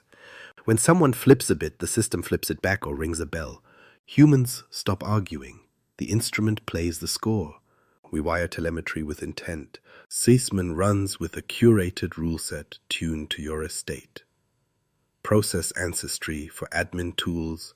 Network beacons for lateral beams. File events in sensitive directories. Handle access to LSAS and driver loads. Windows security logs forward. 4688 with command line. 4624, 4672, 4697, 7045, 4732, 4728, 4768, 4769, 4662. Device control logs for USB. EDR events route to the same constellation. A CM correlates and pages by physics, not volume. We practice denial of casual execution. No compilers on servers, no browser on domain controllers, no office on management hosts. Script runners sign their code, unsigned fails.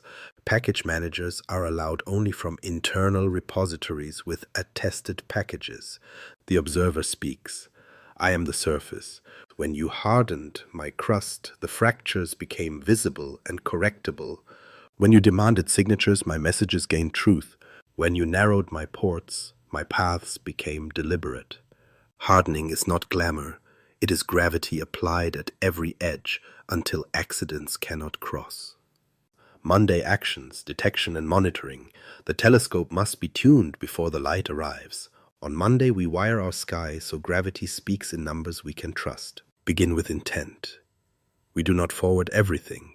We forward signals that describe power, motion, and forgery. Security logs and sysmon sing different harmonies. Together, they resolve truth. Kerberos is our clock. We page on bends, not on breath. Collect 4768 for TGT issuance, 4769 for service tickets, 4776 for NTLM. Tag Tier and Tier 1 SPNs as constellations. Any 4769 surge against them is a low chime. Distinguish routine batch from anomalies by cohort, machines, subnets, and time windows. If a workstation subnet requests TGS for LDAP on domain controllers, base pulse. Privilege announces itself. 4672 is the sound of special rights. Alert on 4672 outside maintenance windows, outside PRBU subnets, or without a matching change ticket. Link every 4672 to its preceding 4624 logon and 4768 origin. Privilege without ancestry is counterfeit light. Identity changes shift orbits. Forward 4738 for account attribute change, 4728 and 4729 for global group membership, 4732 and 4733 for local domain groups. Tag privileged groups, domain admins, enterprise admins, backup operators, account operators, and custom admin vessels. Any add during business hours must include a human rationale. No rationale, a page. Removal pages 2. Attackers clean footprints. Replication is sacred. 4662 with DS replication get changes is a siren. Forward from all domain controllers at high fidelity. Correlate 4662 with the calling principal, source IP, and time. If the principal is not a domain controller, if the host is not a DC, if the window is not declared, gravity has failed. The small bright room must whisper loudly. Sysmon Event 10 reports handle access to LSAS. XA. Tuned to allow EDR backup agents and credential providers. Page on unknown lineage. Combine with Sysmon 1 for process ancestry. Signed names can still be wrong when parentage is strange. Add Event 11 for file creation in temp, public, or program data with dump signatures. Pair with 70 45 service installs or 4697. The chord means harvest. Movement draws lines. Sysmon 3 records network connections. Build allow lists by tier, which subnets may speak to which services, which ports are legitimate. Page when workstation subnets beam to server admin, WinRM or WMI unexpectedly. Add 4624 type 3 correlators. Lateral motion that arrives near a 7045 is not noise. Services speak truth when created. 7045 is glass breaking on servers. Restrict change windows. Page outside them. Keep a dictionary of known service names. Anything new, anything changed, anything with command lines from user-writable paths is drift. Certificates mint claims. The forge must report. From CAS forward 4886 issued 4887 attributes 4898 4899 template changes. Alert when SAN contains a UPN outside the requester, when smartcard logon EKU appears on templates not in an allow list, when certificate logon 4768 with certificate originates from non-PAW subnets. This is identity bending silently. The monitor must give it a voice. Channel the logs with purpose.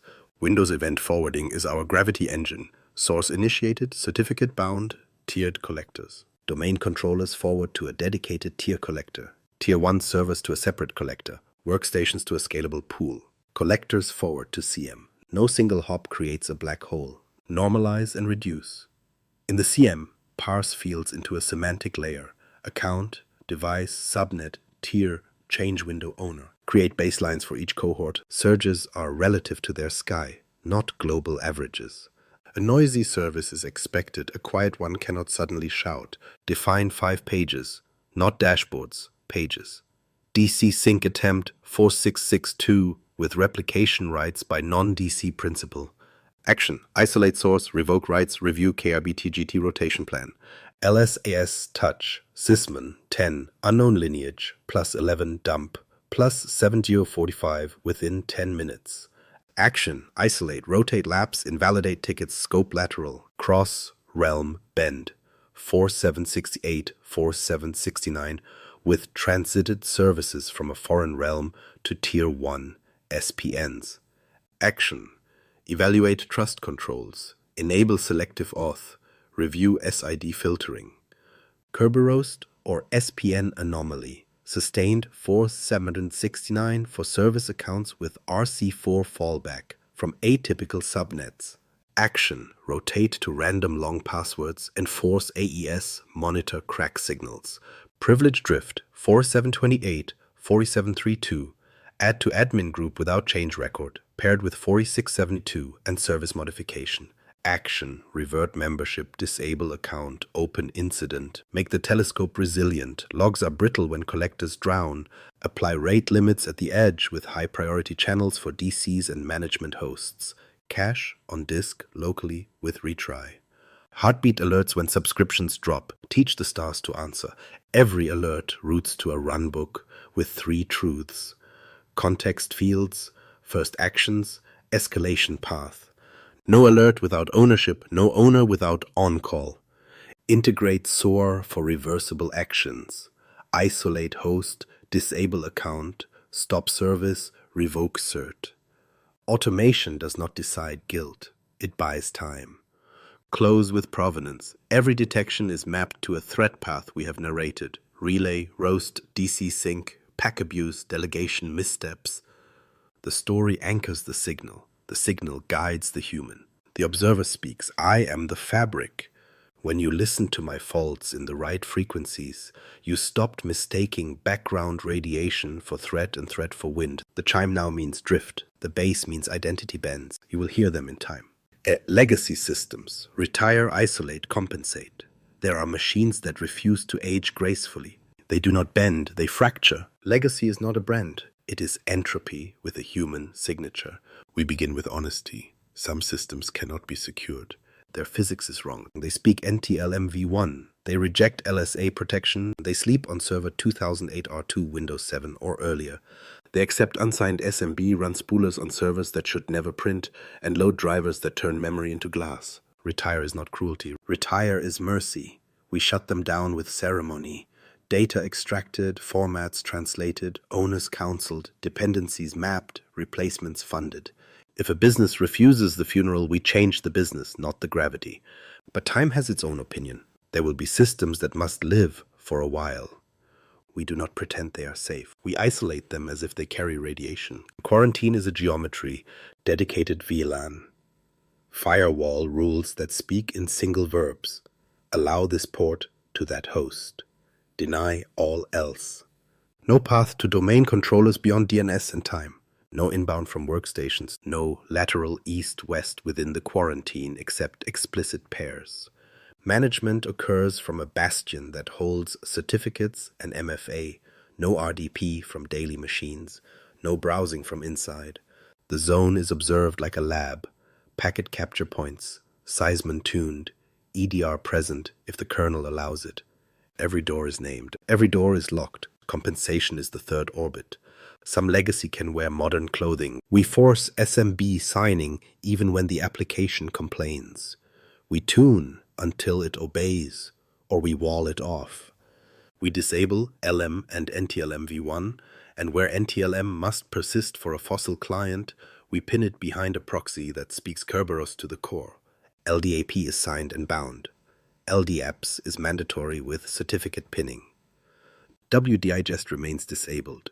Credential guard where hardware permits. Run ASPPL on servers that understand. Local administrator is LAPS managed even on old metal. Remote UAC blocks the silent token. Script execution requires signatures. Drivers are audited. Unsigned components do not load. We impose human law over technical nostalgia. Owners are named. Each legacy system receives an accountable sponsor who signs the risk monthly. A sunset date is not a suggestion, it is a star we navigate by. Exceptions appear in a register visible to leadership and incident response. No invisible gravity. Budget aligns with risk. The older the physics, the more expensive the perimeter. If a vendor demands domain admin, the answer is isolation or divorce. Principles before plugins. Detection becomes louder around entropy. We escalate telemetry weight around the quarantine. 4776 NTLM spikes become immediate pages. Sysmon 3 for SMB beams out of the zone triggers alarms.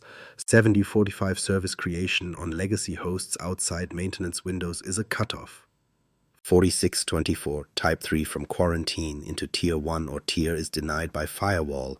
Attempted events still forward to prove intent. If the system cannot run EDR, we place a tap. If it cannot forward logs, we poll with read-only agents and verify cryptographic integrity of the pull.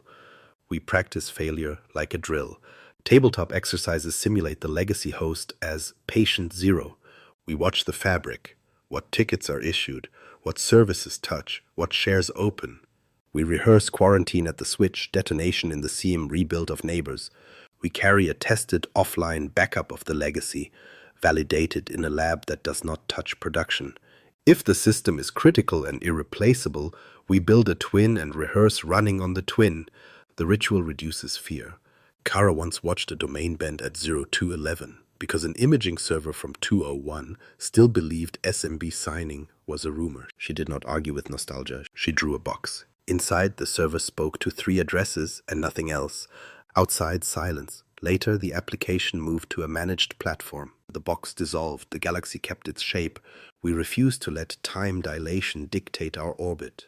Retire where physics demands. Isolate where duty insists. Compensate where science allows. We choose which universe each legacy inhabits, and we document the laws it must obey. Lab echo. Low chime. Legacy register loaded. 14 systems. Soft tick. Isolation enforced. VLAN 402 east-west deny. Bass pulse steadies. SMB signing required. NTLM v1 blocked. LDAPS pinned. The observer nods. I am the fabric. When you named your ruins and built proper orbits around them, I stopped tearing where memory insisted on being modern. Legacy is not an excuse. It is a design constraint. Treat it as such, and gravity holds. Krbtgt pack, validation, and ticket sanity. There is a ledger inside every ticket. It is called the pack, the Privilege Attribute Certificate. It carries groups, SIEs, logon time, the whisper of who you are, and how much weight you can exert. Krbtgt is not only speed, it is ceremony. The KDC signs the pack. The service trusts the KDC. The system believes the signature, or it does not.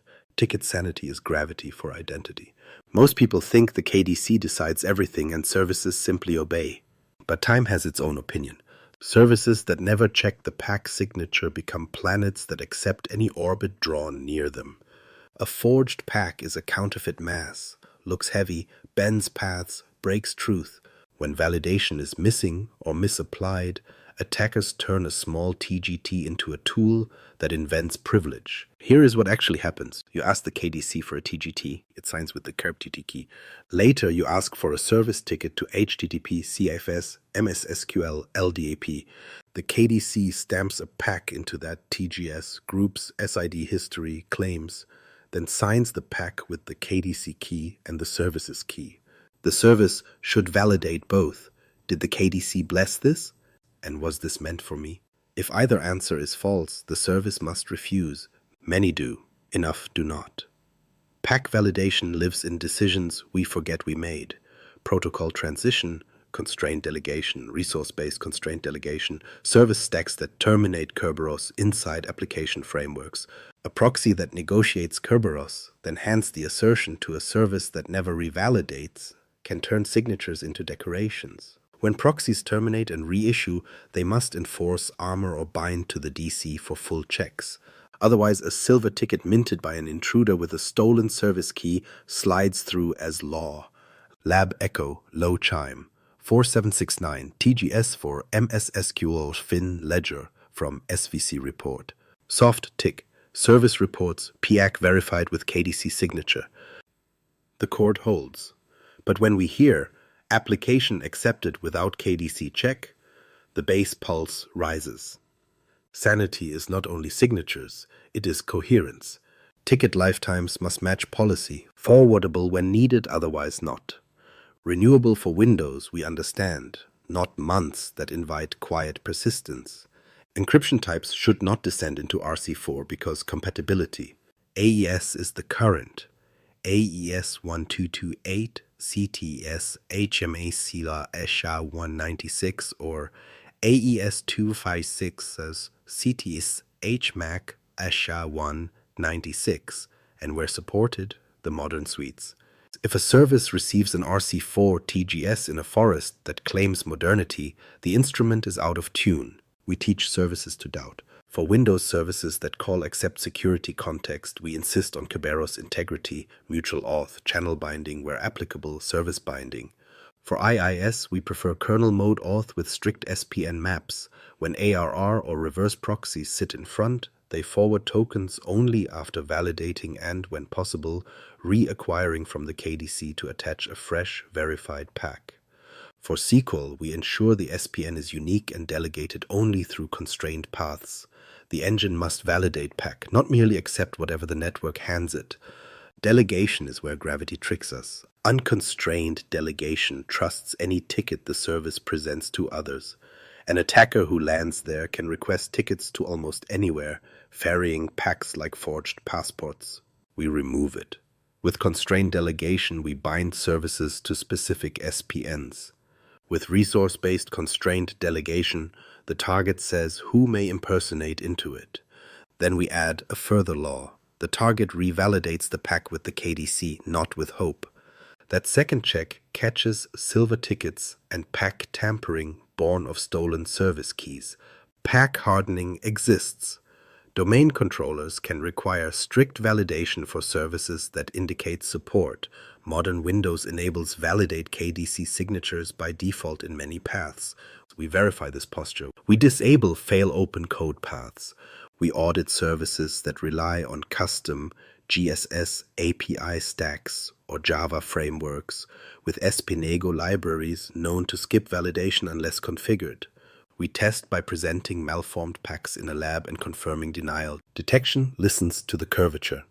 Event 4769 contains flags, forwardable, renewable, encryption type, client address. We baseline per SPN. A sudden surge of TGS with RC4 to a critical service is a chime. 4771 and 4776 nearby reveal fallback and failure. If a service begins accepting tickets for names not in its SPN list, we misbound identity. Watch for service name mismatches. On domain controllers, 482, 42821, pack validation failures, where available signal tampering. On services with advanced logging, application traces that say PEG signature invalid become pages. We test reality. In a controlled lab, we simulate silver tickets with a stolen service key and verify that target services reject them unless the KDC vouches live. We enable Kerberos armoring fast, so the communication between client and KDC resists interception and modification. We ensure devices and services support it. Where they do not, we isolate until they learn the language. Sanity includes pack size. Overgrown group membership can exceed token limits, truncating truth. We monitor for 4769 failures with Krbtgt field too long. Then we prune groups, collapse nesting, move from group sprawl to claims where feasible. Identity remains heavy but intelligible. The observer speaks. I am the ledger inside the ticket. When you verify my signatures against the KDC, I hold. When you bind me to the service that asked, I cannot be borrowed. When you trim my excess and refuse my fossils, I represent truth. Kerberos works because the universe agrees to believe the same signatures. Pack validation is that agreement made visible. Make every service check. Make every proxy humble. Make every ticket coherent. The fabric will answer in kind. Exploit chain mapping patterns. We map chains the way astronomers map gravity. Not by seeing the mass directly, but by watching how paths curve. An exploit chain is not chaos. It is choreography. Credentials, protocols, permissions, services, each adds weight. When they align, motion becomes inevitable. We do not guess, we trace. We begin with origin and destination. Origin is where the first non-trivial foothold lives. A compromised user, a misconfigured service, a legacy server. Destination is tier or the crown adjacent. Domain controllers, PKI, deployment orchestration, identity proxies. Between them, we mark viable beams, RDP, SMB, WinRM, WMI, RPC, HTTP, with their authentication dialects and policy constraints. The shortest path is rarely the safest. The quietest path is rarely the shortest. Gravity will choose quiet if it can. Patterns emerge. First pattern, credential liquidity. Tokens flow to where humans are comfortable. Help desk touches servers. Developers touch build agents. Operations touches everything during incidents. Each touch leaves residue. Tickets in LSAS, cached credentials, saved sessions, service keys in plain text configs. The map highlights human schedules, spikes near patch night, proximity after outages, standing sessions on jump servers that were never sanctified as pause. Chains that matter begin at human comfort. Second pattern, identity translation. Directory boundaries claim separation. Delegation, trusts, and SSO stitch them together. Unconstrained delegation turns one service into many. Resource-based constrained delegation narrows, but misbound permissions reopen. Forest trusts with weak side filtering let city history bend continents. ADCS templates that permit SAN supply mint names on demand. Chains that matter cross identity translators. They pay with signatures or steal them. Third pattern, protocol downgrade. When modernity falters, fossils speak. Kerberos becomes NTLM. Signed SMB becomes unsigned. LDAPs becomes LDAP. Channel binding falls away. Attackers engineer proximity, relays, coercion, name resolution tricks to exploit the downgrade. The map records policy at both ends, client capability, server requirement. Any asymmetry becomes a slope. Fourth pattern, shared keys as pressure points, service accounts with SPNs and RC4 history, machine accounts with local admin beyond their tier, backup agents with DC sync for convenience, deployment tools with write paths on servers they later start. Identify each key and its reach. Draw circles of consequences. A single key that reaches tier is a supermassive body. Everything warps around it. Fifth pattern, persistence friction. Scheduled tasks, services, GPOs, login scripts, agent auto-updates. Any cyclic engine amplifies small changes. A DLL in a startup path becomes system at dawn. A task edited to run an extra binary becomes a repeatable foothold. Chains that matter end with a heartbeat. We formalize the map into layers. Layer 1, graph of principles to rights. Users to groups, groups to rights on servers, rights to sessions observed, sessions to tokens present. Build it daily. Expire edges quickly so the map remains present tense. Every node carries tier, owner, last seen, and trust context. Layer 2. Protocol and control matrix. For each edge, define authentication method, signing requirement, encryption, channel binding, delegation status, and allowed caller sets. Record policy and effective state. Differences are where gravity leaks. Layer 3. Time and change. Overlay maintenance windows, deployment cycles, and known incident schedules. Overlay GPO drift events and template changes from PKI. Exploit chains prefer motion. You will find them in the wake of change. Layer 4.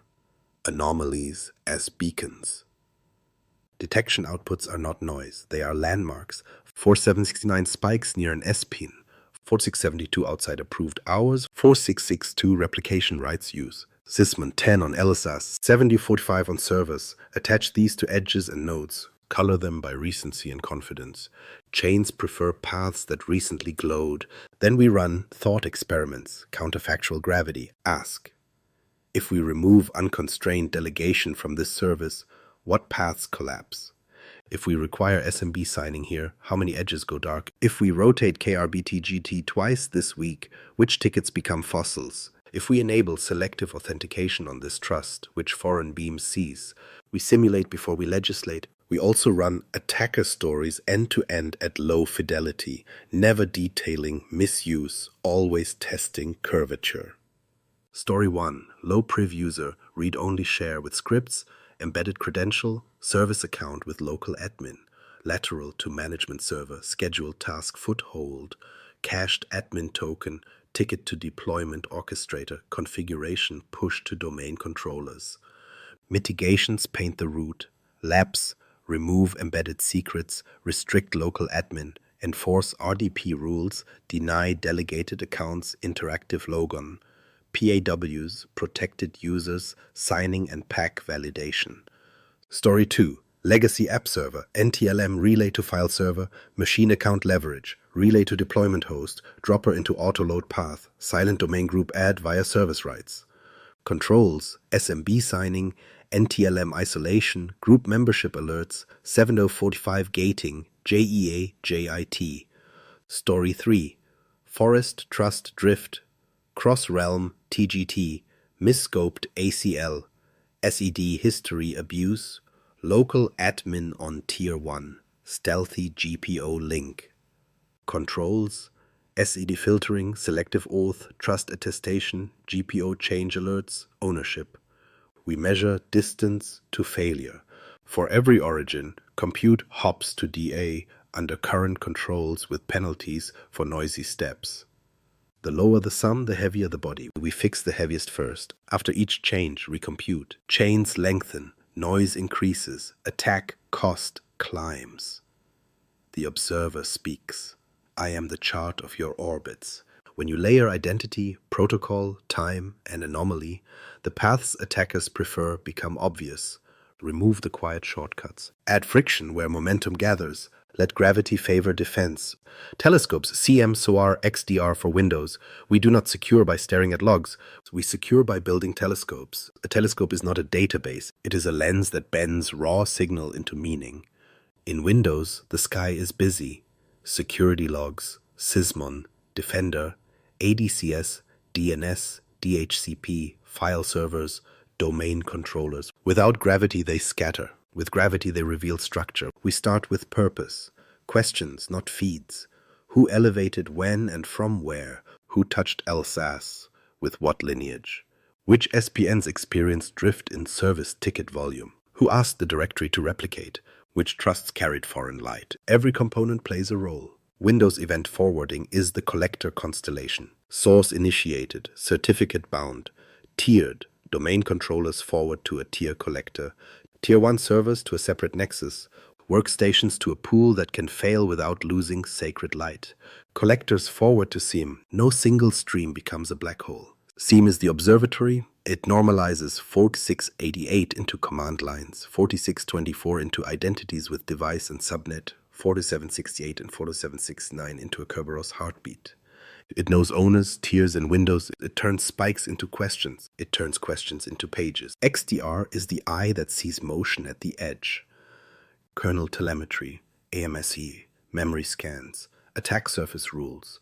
It adds a fast lane for explosion, process trees, handle opens, module loads. It remembers families of behavior. It does not replace SIEM. It feeds it with detail that Windows logs cannot hold. SOAR is the hand that moves. When the page sounds true, it isolates a workstation in seconds. It rotates a lapse password. It disables an account. It revokes a certificate. It stops a rogue service. It acts reversibly. It writes provenance. We design tiers into the sensors. Tier gets lossless collection. Security logs at full fidelity. Sysmon tuned for LSS. Drivers, services, PowerShell verbose streams, AD, DS access. Tier 1 remains dense but selective. Workstations send only what resolves identity, lateral motion, and persistence. The telescope must never blind itself. We bind signals to the maps we already drew. Our graph of principles to rights becomes enrichment. When 4672 fires, the SIM already knows the account's tier, owner, change window, and last login cohort. When 4769 spikes for CFs on MGMT task 01, the SIEM overlays tier 1 SPN, owner operations, window closed, and foreign trust, none. False positives fall away because context is gravity. We express detections as physics, not signatures. Privilege anomaly, 4672 from a non-PR subnet, no approved window, no preceding 4768 from a PAR. Page.harvest chord Sysmon 10 to LSS, exe by unknown lineage plus event 11 dump plus 7 DO45 service in 10 minutes, page and isolate, replication gravity breach, 4662 DS replication get changes by non-DC principle, page disable principle plan Krbtgt rotation, Cross-realm distortion 4769 with transited services from foreign realm to Tier 1 SPNs or SID history claims observed. Page and restrict trust. Krbtgt pressure sustained 4769 RC4 to service accounts from workstation subnets. Page and rotate to AES only. We craft lenses, parsers that reveal fields Windows hides behind text. CD history in 4769.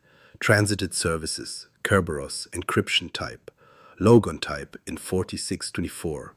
Process parent chain in Sysmon 1. Command lines with base 64 decoded when safe. Certificate sans in 487. We standardize into a semantic layer: account, device, subnet, tier, owner, window, trust, cohort. Queries become simple sentences. We build cohort baselines, not global averages, local gravity. Each SPN has its rhythm. Each subnet has its cadence. Each admin has their maintenance slot. The SIEM learns what 4769 looks like for MS SQL Fin Ledger on Tuesdays. It knows that 70U45 on APP build 01 is normal at 022. Anything outside the music is a chime. We script SOAR playbooks with humility. First actions are reversible and logged. Isolate host in VLAN with a human override.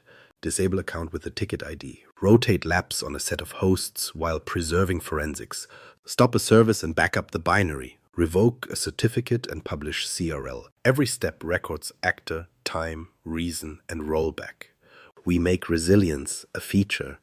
Collectors use disks as buffers. If SIEM sleeps, ingestion persists. Agents throttle under pressure with priority queues. Domain controllers first. Heartbeats prove subscriptions alive. Lost pages operators. XDR keeps a day of hot telemetry. CM pulls when the storm passes. We do not hoard forever. Retention follows truth. Tier logs live longer. 1 year searchable, more in cold. Tier 1 less.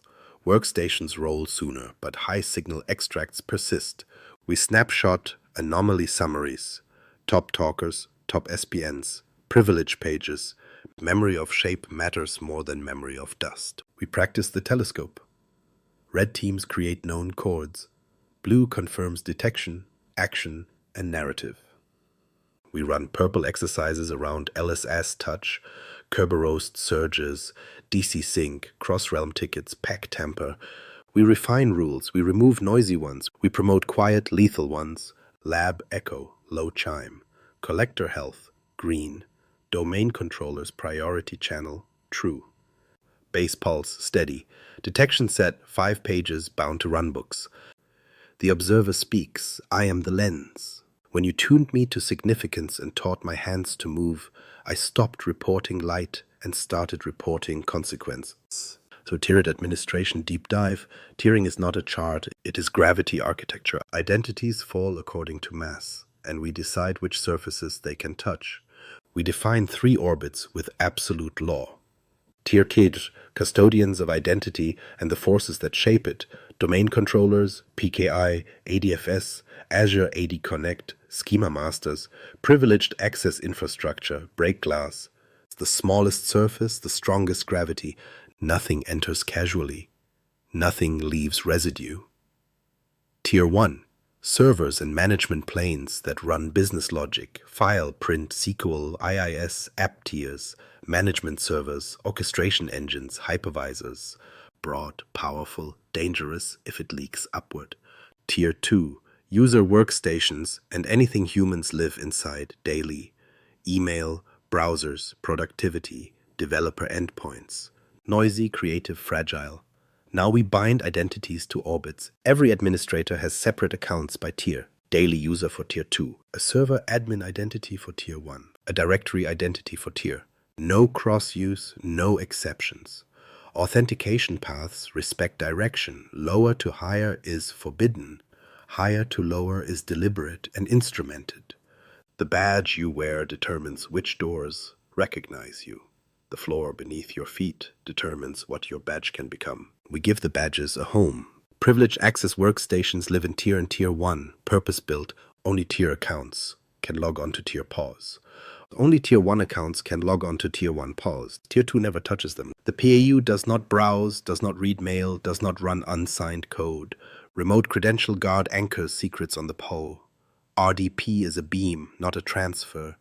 The workstation is not furniture, it is an altar. We constrain movement with doors that speak clearly, from Tier 2 to Tier 1, denied by default. When necessary, we use a bastion with MFA and jet elevation that expires in minutes. The bastion does not store credentials, it brooks tokens that die quickly. From Tier 1 to Tier E, denied, except for named operations from Tier PAWs wielding Tier identities. From Tier to anywhere, only when duty demands, and always from the PAW, never from a server. We translate policy into the directory. Admin groups are enumerated by tier. Tier admins, Tier 1 server admins, help desk, hypervisor admins, PKI admins, each with scope, logon rights, and machine assignment. Members are few, attested, and rotated through approvals.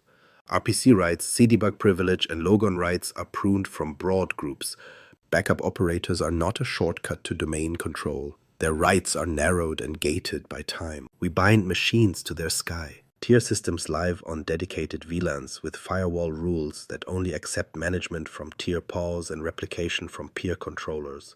No inbound from app or user subnets.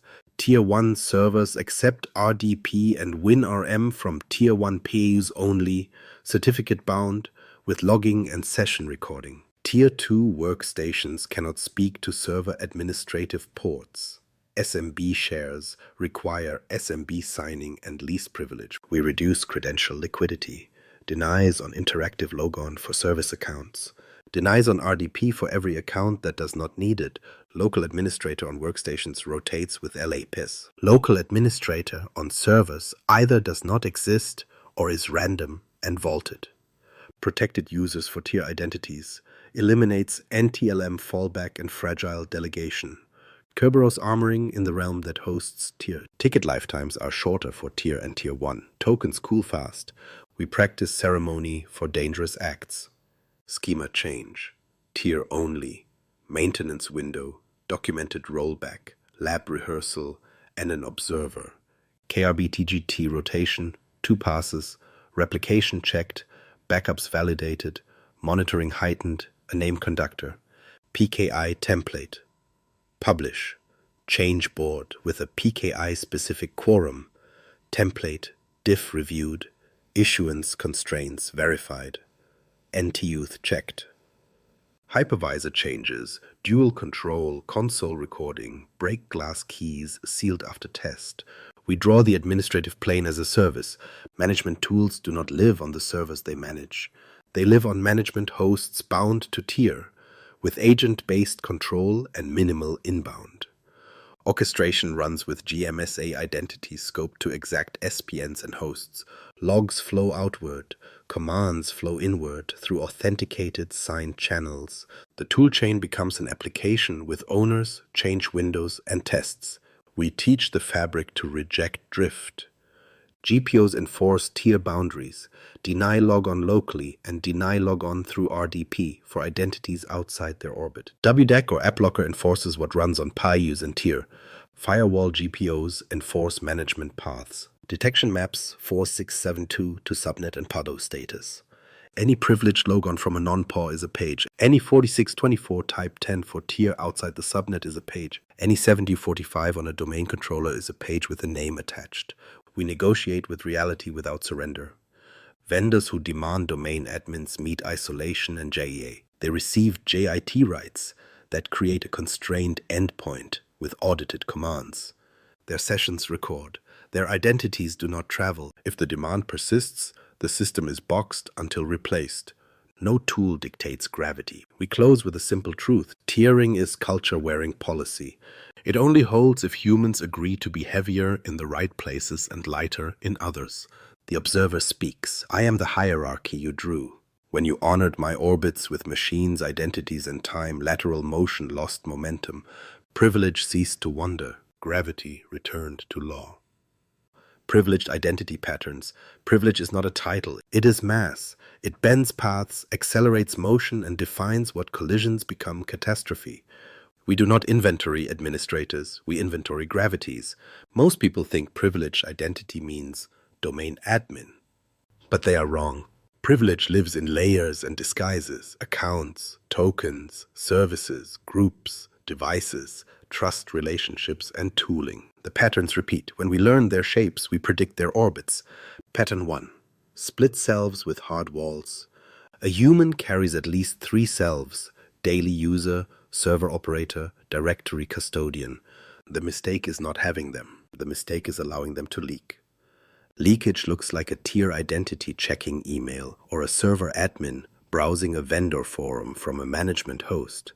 The correction is ceremony. Separate credentials, separate devices, separate networks. The daily self never authenticates to servers. The server self never approaches domain controllers. The directory self appears only on a paw inside the smallest orbit. Tokens remain where they were minted.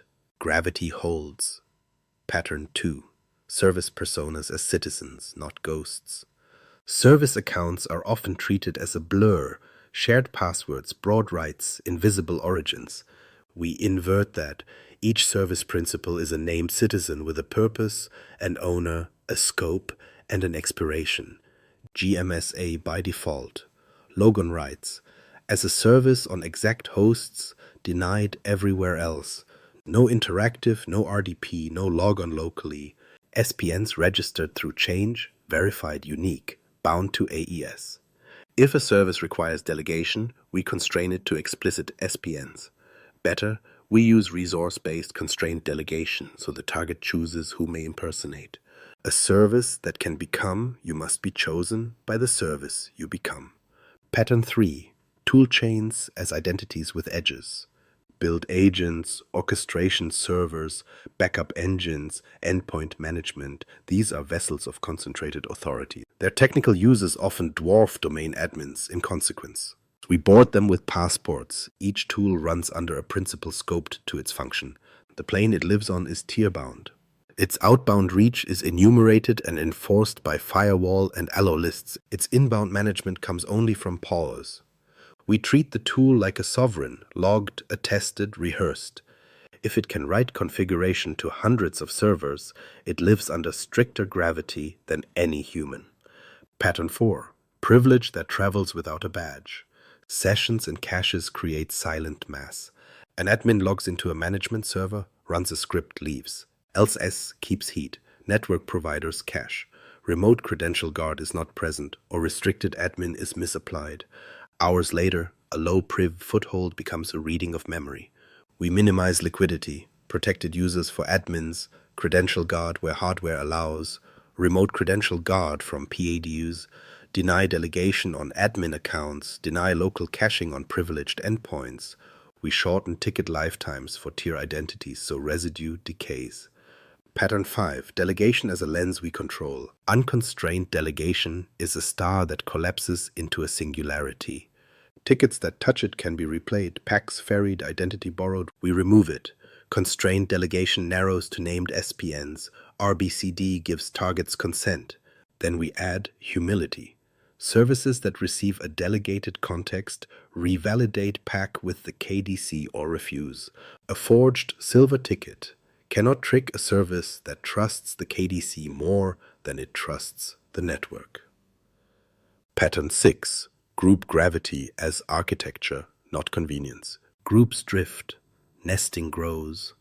Acid history lingers. We collapse to intentional sets. Tier admins, server admins by platform, application operators by service, break glass by ritual. We tag them with tier and owner. We deny them where they do not belong via GPO. Deny log-on locally. Deny log-on through RDP so their mask cannot tumble into wrong rooms. We alert on membership changes like we alert on earthquakes. Pattern 7. Local administrator as a per-host secret, not a skeleton key. LAPS rotates each workstation and server. The readers of that secret are few, audited, and themselves protected. Remote UAC ensures that even with local admin, network logons do not silently elevate. Some servers have no local administrator at all. Management occurs with JEA endpoints and GMSAs. Privilege exists, but only for the task, only for the moment. Pattern 8. Break glass as a comet seen rarely and recorded always. Emergencies demand speed. Panic demands caution. We pre-build an account with sufficient mass, seal its credentials in a vault with dual control, and require post-use rituals, password rotation, sign-offs, log review, and a quiet retelling of why it was needed. The comet's path is logged in the sky. Pattern 9. Identity propagation through trust. Forests, domains, ADFS, cloud bridges, each copy's weight across a boundary. We minimize what crosses. Selective authentication where possible. Conditional access at clouds. Claims trimmed to what is necessary. Anti-auth store pruned. Acid filtering enabled. The fewer assertions we accept from beyond our galaxy, the less our physics can be tricked. Pattern 10. Provenance as law. Every privileged identity has metadata. Owner, purpose, tier, allowed endpoints, allowed times, last review, expiration. The CM ingests it, the SOAR enforces it. When 4672 appears, we already know whether the mass is in the right sky. When it is not, we do not debate. We isolate the object and ask questions. After gravity is restored, the observer speaks, I am privilege and I am pattern. When you give me shape, I stop leaking. When you deny me comfort, I stop wandering. When you bind me to devices, windows, and names, I become predictable. The cosmos becomes survivable. DNS, integrity, and poisoned maps. We navigate by names. DNS is our star chart. When the chart lies, ships do not explode. They arrive at the wrong harbor and hand over their cargo politely. That is why attackers adore name resolution. It requires no bravado. It requires patience and the right bend in the map. Most people think DNS is a directory of facts, but time has its own opinion. In Windows, DNS is a living dialogue. Dynamic updates, scavenging cycles, aging intervals, multi-homed servers, stale records, and plugins that rewrite answers for convenience. Each setting becomes a curve. Each curve can be exploited. There are 3 kinds of lies in this sky: the forged answer, the coerced question, and the outdated truth that still wins. The forged answer is classic poisoning. A rogue host gains the right to assert a name.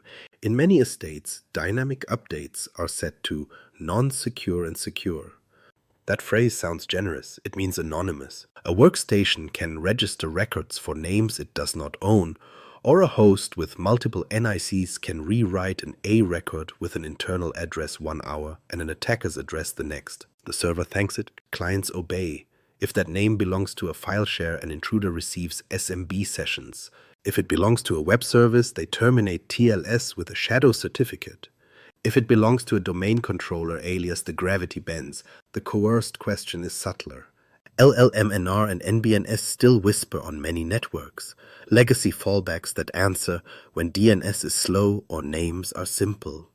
An intruder shouts louder than the real answer and a client believes. Credentials flow to the wrong responder, then relay begins. We already killed fossils elsewhere. Here, the echo remains. In parallel, WPAD, automatic proxy discovery, can be hijacked with a single record. The browser trusts the map. A forged proxy hears every request. The outdated truth is drift made visible. Dynamic DNS records age, but scavenging is timid or disabled. A server that moved now points to a void. An old record for a name that should be unique still lingers, and round-robin delivers clients to the shadow. In split-brain DNS, internal and external zones disagree, and a misconfigured forwarder leaks queries outward. Answers traverse the wrong universe entirely.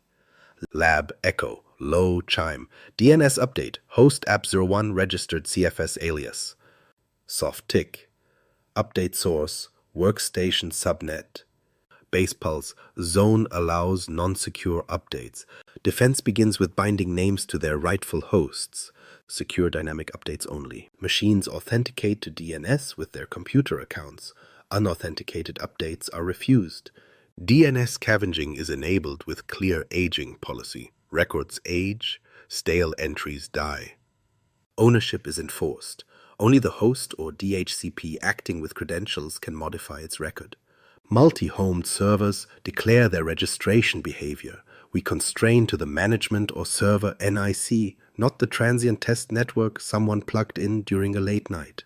We remove the handheld echoes. LLMNR and NBNS are disabled via GPO. WPAD is extinguished by preemptively registering the record to a null host or a controlled system, and by browser policy that disables auto-discovery. On the perimeter, we drop multicast name chatter. The network quiets. The questions become intentional. We make resolution deterministic for power.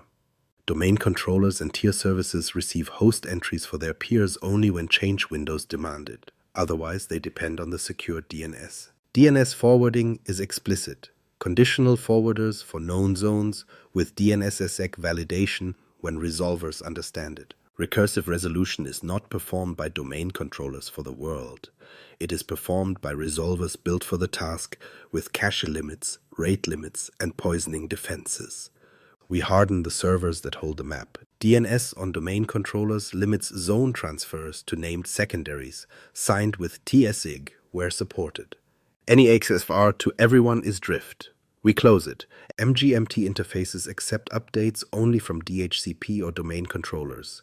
Admin sessions occur from PAWs, not casual terminals. Logging is tuned to record updates and signature failures. Event IDs 552, 401, 4515 speak. The telescope listens. We constrain aliases that carry power. SPNs bind services to names. That binding must be unique. We audit for duplicate SPNs and eliminate collisions. MSSQL, SQL Finance belongs to one principal. Names that point at domain controllers are banned. We use A records and deliberate replication. DFS namespaces use FQDNs, not whimsical short names that collide with printers and test hosts. Detection becomes cartography. We baseline the zone, number of records, frequency of changes, ownership patterns. Sudden bursts of updates from workstation subnets, especially for names that look like services, CIFS, HTTP, MSSQL, are a chime. Changes to WPAD, ISATAP, or names that control proxies are a page. DNS debug logs feed the seam. Suspicious updates correlate with 4769 for the target SPN and Sysmon3 connections to the newly asserted address. If SMB signing is off, the map is a weapon. When signing is on, the weapon dulls. We teach clients to doubt the easy answer. DNS over TCP when responses grow. Channel binding at LDAPs and SMB signing prevent relayed sessions from becoming authority. Even when a name resolves to an attacker, the service refuses unauthenticated or unsigned exchanges. The map can deceive, the physics afterward must not. In the lab, we simulate poisoning safely. We flip a record under controlled conditions and watch which services follow. We learn who trusts DNS too much, scripts with bare host names, legacy apps without certificate pinning, admin habits that use short names on sacred hosts. Then we fix the habit, not only the server. The observer speaks, I am the map. When you demanded credentials for updates, I stopped accepting rumors. When you silenced LLMNR and NBNS, my whispers ceased to mislead. When you signed the protocols that followed my answers, my mistakes stopped becoming breaches. Names are gravity for humans. Ensure the stars they reference are real. SMB supply routes, controls and drift. SMB is not a protocol, it is a supply route. It carries files, scripts, agents, updates, small packets of intention that become action. When the road is honest, work flows. When the route drifts, authority moves quietly in crates with familiar labels. Most people think SMB security is a switch, on or off, but time has its own opinion. It is a gradient, signing requirements, dialect negotiation, channel binding, NTLM fallback, share and NTFS permissions, stored credentials, client-side caching, printer paths, DFS namespaces. Each setting adds or removes gravity. Each misalignment becomes a slope. We begin with the signature of truth, SMB signing. Without it, the route trusts the road. With it, the cargo is bound to the sender. Require signing on servers. Enable on clients, then move toward require when the dependency map calms. When signing is firm, relays that once turned printers into keys become noise. Channel binding tightens the loop. auth bound to the TLS or session. Credentials cannot be replayed across a different tunnel. Dialect matters. Reject SMBV1. It is fossil gravity, fragile, chatty, exploitable. Prefer SMB3.x with encryption where warranted, especially across untrusted segments and between tiers. Encryption does not absolve identity, but it removes eavesdropping as a weapon. When DFS is in play, sign referrals.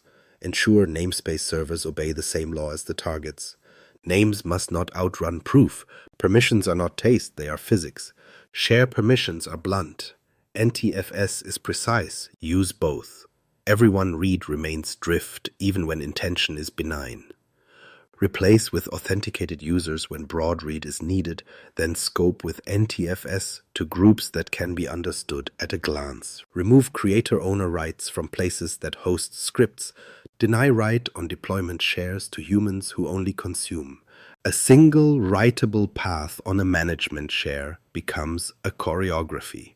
Dropper copied, scheduled, task created, service installed, gravity lost, caches leak.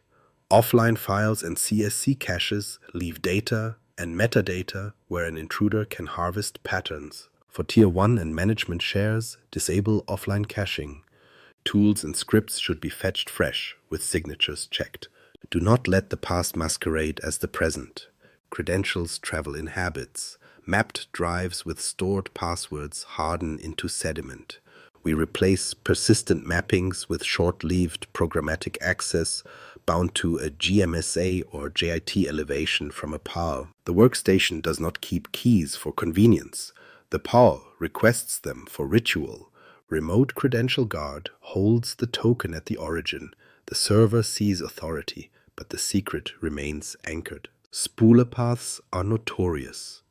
A share that hosts drivers and packages becomes a runway for code into kernel land. On servers, printer drivers do not belong. On file servers, package point and print only from signed, trusted catalogs. Eliminate legacy point and print that fetches from arbitrary shares.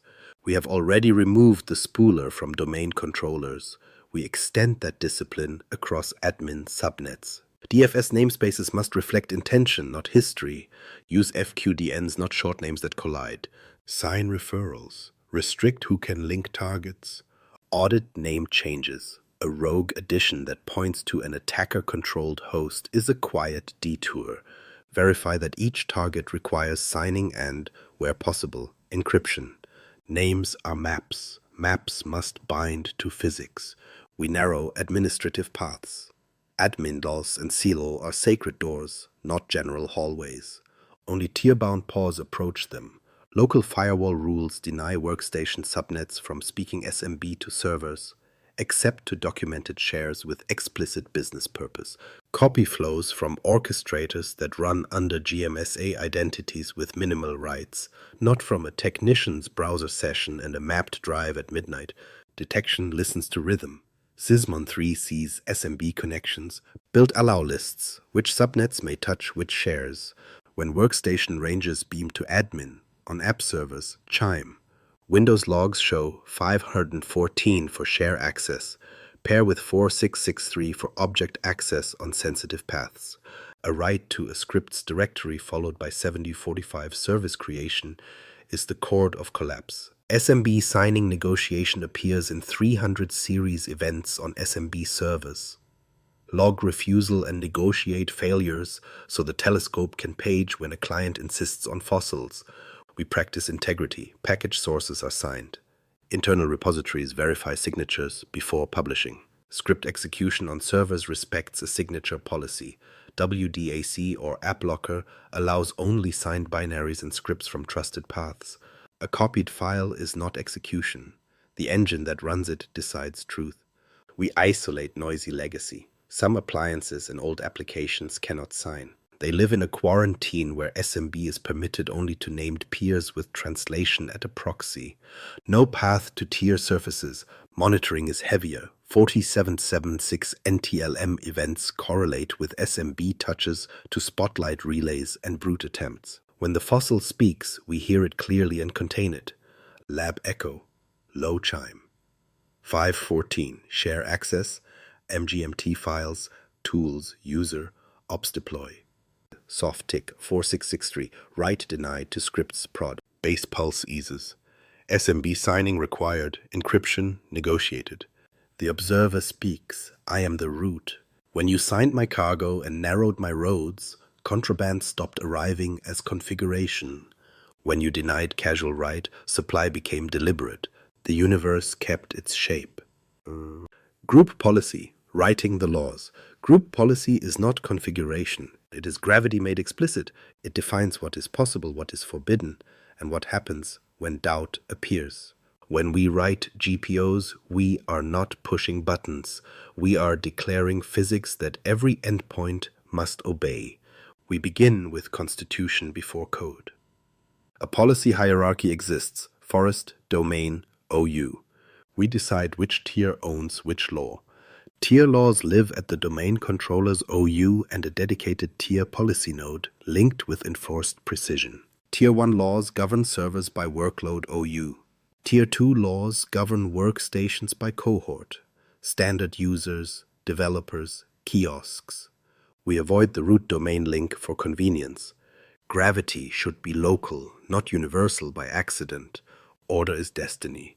Link order and inheritance produce orbits. We minimize enforced, we maximize clarity. Baseline at the top, exceptions near the leaf, and a strict rule: do not link a GPO to multiple places if intent differs. Clone and name. The same policy should not carry two meanings. Humans break laws when names lie. We write identity first. Deny logon locally and deny logon through remote desktop services. Carve tier boundaries into machines. Tier accounts cannot land on Tier 1 or Tier 2. Tier 1 accounts cannot touch tier.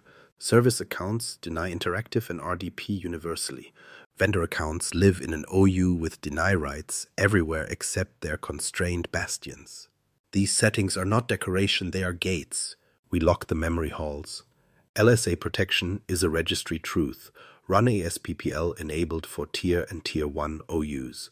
Credential guard via device guard policies where hardware allows. Disable wdigest via security options. Remove cdebug privilege from broad groups with restricted groups or group policy preferences for user rights assignment. This is not optional. It is the difference between heat and harvest. We turn fossils to stone. Security options in the baseline: LAN manager authentication level set to refuse LM and NTLM v1, send NTLM v2 only. SMB signing required on servers, enabled on clients. LDAP signing required. Channel binding enforced for LDAP. NTLM auditing enabled at first, then restrictions set by policy to block by target list. WebDAV disabled through features. Print spooler service startup set to disabled on domain controllers and non-printing servers. Each item becomes a paragraph in our law. We constrain execution, WDAC or app locker policies linked to tier and PWOUs. Publisher rules for trusted vendors, path rules for system binaries. Script rules that allow signed PowerShell only, with script block logging and module logging turned on. Constrained language mode applied to non-admin tokens through device guard policies. MSI installs restricted by always install with elevated privileges, set to disabled. The law here says tools run because they are trusted, not because they are present. We formalize remote control. WinRM configured by policy to HTTPS only, with certificate mapping to computer accounts or explicit admin groups. Krbtgt disabled, authentication hardened. RDP, network level authentication required. Remote credential guard enabled from POWs. Restricted admin disabled for daily use. Firewall rules defined by GPO per tier. Inbound remote admin from POWs only. SMB for documented shares only. Deny workstation subnets for admin laws. A map written in ports is still a law. We standardize audit as astronomy. Advanced audit policy replaces legacy. Success and failure where lineage matters.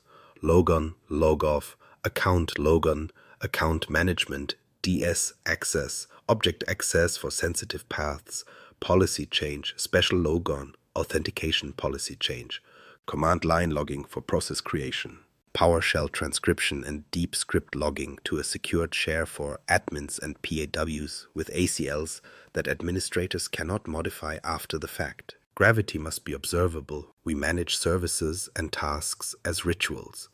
In the server baseline, forbidden services are set disabled, fax, remote registry, web client, spooler where not needed. Scheduled tasks that auto-create junk are pruned via GPP item level targeting. Services that must run under accounts use GMSAs, distributed by policy only to hosts in scope. No task runs as a human account. The law says, machines act as machines, not as people. We write names with care. GPO names carry tier, scope, and function. TDC security baseline. T1 server core lock. T1 PAW execution control. T2 WS user protections. Version numbers track controlled changes. Descriptions link to documentation and change tickets. Humans obey laws they understand.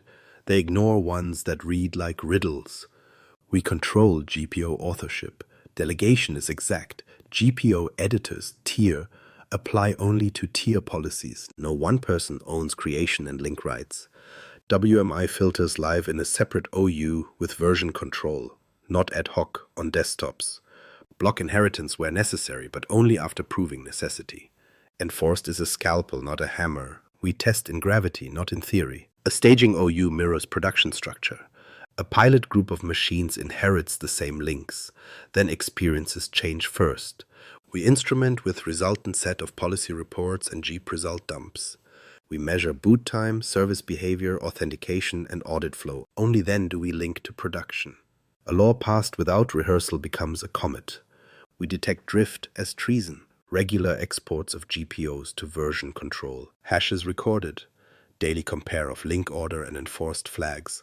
Alerts when a GPO changes outside a window. When a link is added to the root. When a security option toggles. 4739, 4732 on GPO-related groups. 513 on GPO processing failures. Each becomes a tone. The telescope listens. The observer speaks. I am the law you wrote into silicon. When you honored tier memory, protocol, and ritual, I did not stifle work. I shaped it. When drift tried to whisper, I rang. Laws do not make us safe, they make us predictable. And predictability is survivable gravity. Service accounts, SPN and rights hygiene. Service accounts are not background noise. They are small suns. Each SPN is a beam of light that binds names to keys. And each right is a vector that decides where that light can land. We do not guess their orbits, we draw them. Most people think a service account is a password with a job. But they are wrong. A service account is a contract between identity and infrastructure. When the contract is vague, gravity drifts. When the contract is explicit, motion is lawful. We begin with naming because names declare ownership. Every service principle carries 4 truths in its name and metadata: application, environment, tier, and owner. GMSA skull fin prod T1 is not ornament, it is provenance. The directory stores a description that spells purpose and renewal window. The seam ingests owner and tier so pages find humans, not rooms. Then we fix the body the service wears. Group managed service accounts by default. Passwords rotate without ceremony. Entropy is not optional. No human knows the secret. Where GMSA is impossible, we impose vaulting, length, and rotation windows measured in days, not seasons. Interactive logon is denied. RDP is denied. Logon as a service is granted only to the hosts that run the workload. Logon rights everywhere else are denied explicitly by GPO. The account cannot wander. SPNs are the rails. We register only what the workload needs, nothing more, and we verify uniqueness. Duplicate SPNs are collisions. Collisions are identity loss. CFS, HTTP, MSSQL, LDAP. Each entry pairs a name with a principal. We audit for orphaned SPNs where the account no longer exists, and for foreign SPNs where a human identity holds a service binding. Humans do not carry SPNs. Services do.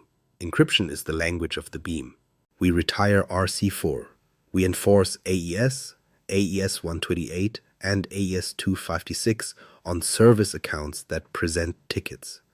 Where legacy systems insist on RC4, they live in isolation until they learn modern speech. Key material that speaks in fossils is mass without structure. Delegation is the lens. Unconstrained delegation is removed. Constrained delegation lists explicit SPNs, and we query it like a map. Who may impersonate to what? Resource-based constrained delegation moves trust to the target. The receiving service declares who may act on its behalf. Then we add the second law. Any service that accepts delegated context revalidates PAC with the KDC. Trust does not stop at the proxy, it returns to the source. Rights are not fuzzy. Backup operators do not belong here. Debug rights do not belong here. Local administrator on hosts is almost never required. When it is, we scope to exact servers, time-bound and logged. File system rights follow least privilege. Read where read, write where write, modify where deployment happens under orchestration identities. Services are citizens, not sovereigns. We script the life cycle so gravity does not decay. Creation through a runbook, request, owner, purpose, tier, SPNs, delegation, rights. Approval by the platform owner. Provision by automation. Rotation by policy. Review every quarter. Still needed, still scoped, still AES, still owned. Decommission with reversibility. Remove SPNs, remove rights, disable, wait, delete. The sky keeps no ghosts. Detection watches the beams. 4769 for the account's SPNs becomes a heartbeat. The CM baseline's volume per SPN per cohort. Spikes from workstation subnets chime. 4672 from a service account is a page, privilege attached where no ceremony exists. 4624, type 2 or type 10 for a service account is a page. Interactive where it should be headless. Directory services logs for SPN changes map to change windows. Outside of them, we investigate. Sysmin 13 for registry persistence or 7045 for service install under a service identity is a chord, workload, or drift. We bind services to machines with exactness. GPO delivers log on as a service only to the OU where the hosts live. Firewall rules accept inbound only from documented peers. Kerberos constraint delegation is mirrored by network paths. Even if a token can reach, the packet cannot without invitation. The identity and the road agree. Toolchains receive special law. Orchestrators, backup engines, deployment servers run under GMSAs with minimal SPNs. DC sync is not a convenience flag. It is a siren permission granted to none except DCs. If backup requires directory read, we grant through a proxy that impersonates on a DC, never directly from an app server. Every extended write assigned to a service is documented and revalidated in drills. We speak to developers without contempt. We provide a pattern. Development GMSA for dev, staging GMSA for test, production GMSA for prod. Same name stem, different rights, different OUs, different SPNs. We ship a module that requests temporary elevation through JIT when maintenance happens. We remove the excuse that led to one account for everything. Lab echo, low chime, SPN audit, MSSQL/fin ledger, unique, AS only. Soft tick, delegation constrained to CFS, ledger ETL. Base pulse steadies, interactive logon, denied, 4672, none. The observer speaks.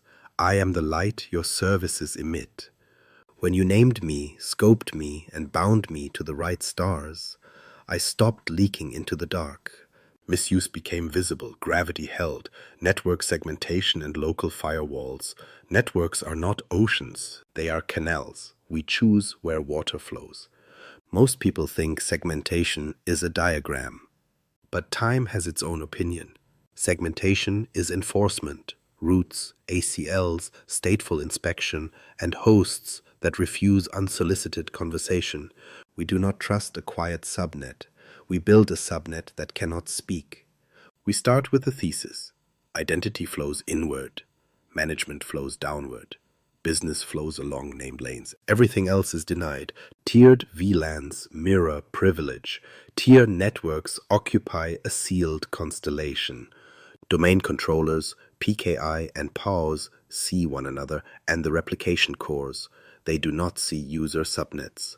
Tier 1 servers form application clusters with explicit north-south paths from load balancers and east-west lanes only where the workload proves necessity.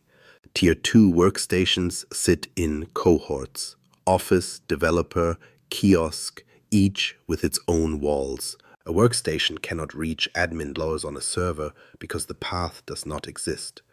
Local firewalls make geometry real. On every host, we define ingress by verb, not by hope. RDP from tier-bound pause only. WinRM over HTTPS from orchestration identities. SMB to documented shares with signing. LDAP only where services demand and never from workstations.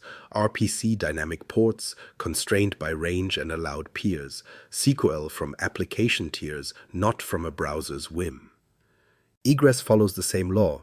Servers speak to their databases, update sources, and telemetry collectors. They do not browse. Names do not bypass physics. DNS flows to resolvers, not everywhere. NTP flows from a stratum we control. Proxies mediate outbound HTTP. Direct internet from servers is a myth we retire. If an application must call an external API, we define the destination and port. The rule reads like a sentence. We design choke points that listen. Internal firewalls and load balancers terminate TLS, enforce SNI, and require client certificates for administrative planes. Microsegmentation, host firewalls informed by identity, adds a second net.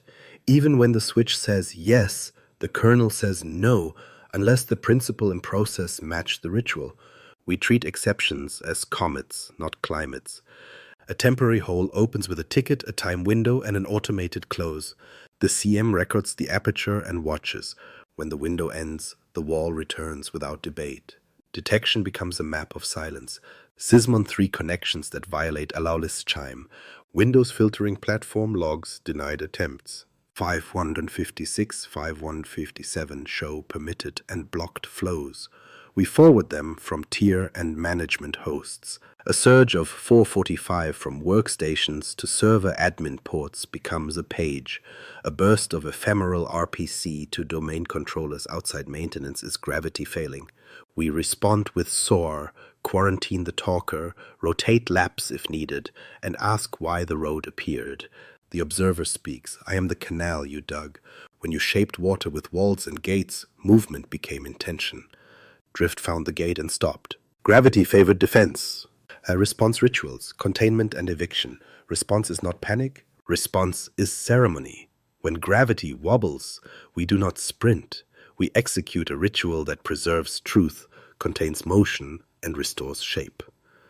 We begin with acknowledgement. The telescope sings. 4672 from a non-paw. 4769 surging for a sensitive SPN. Sysmon 10 touching LSAS. 4662 replication rights by a foreign hand. We log the page, assign a conductor, and switch from curiosity to consequence. Every action from here writes its own provenance. Containment favors precision over spectacle. We isolate the talker, not the world. So our places the workstation or server in a quarantine VLAN that still allows management and evidence collection. We do not power it off. Memory holds the story. We snapshot volatile truth, process trees, open handles, network connections, token lists, Kerberos cache. On tier and tier 1, we treat every byte as sacred. The altar remains lit while we move around it. We cut the quiet roads first. SMB admin ports from workstation ranges are blocked at the firewall if they were not already. RDP ingress is limited to Pardus and bastions with MFA.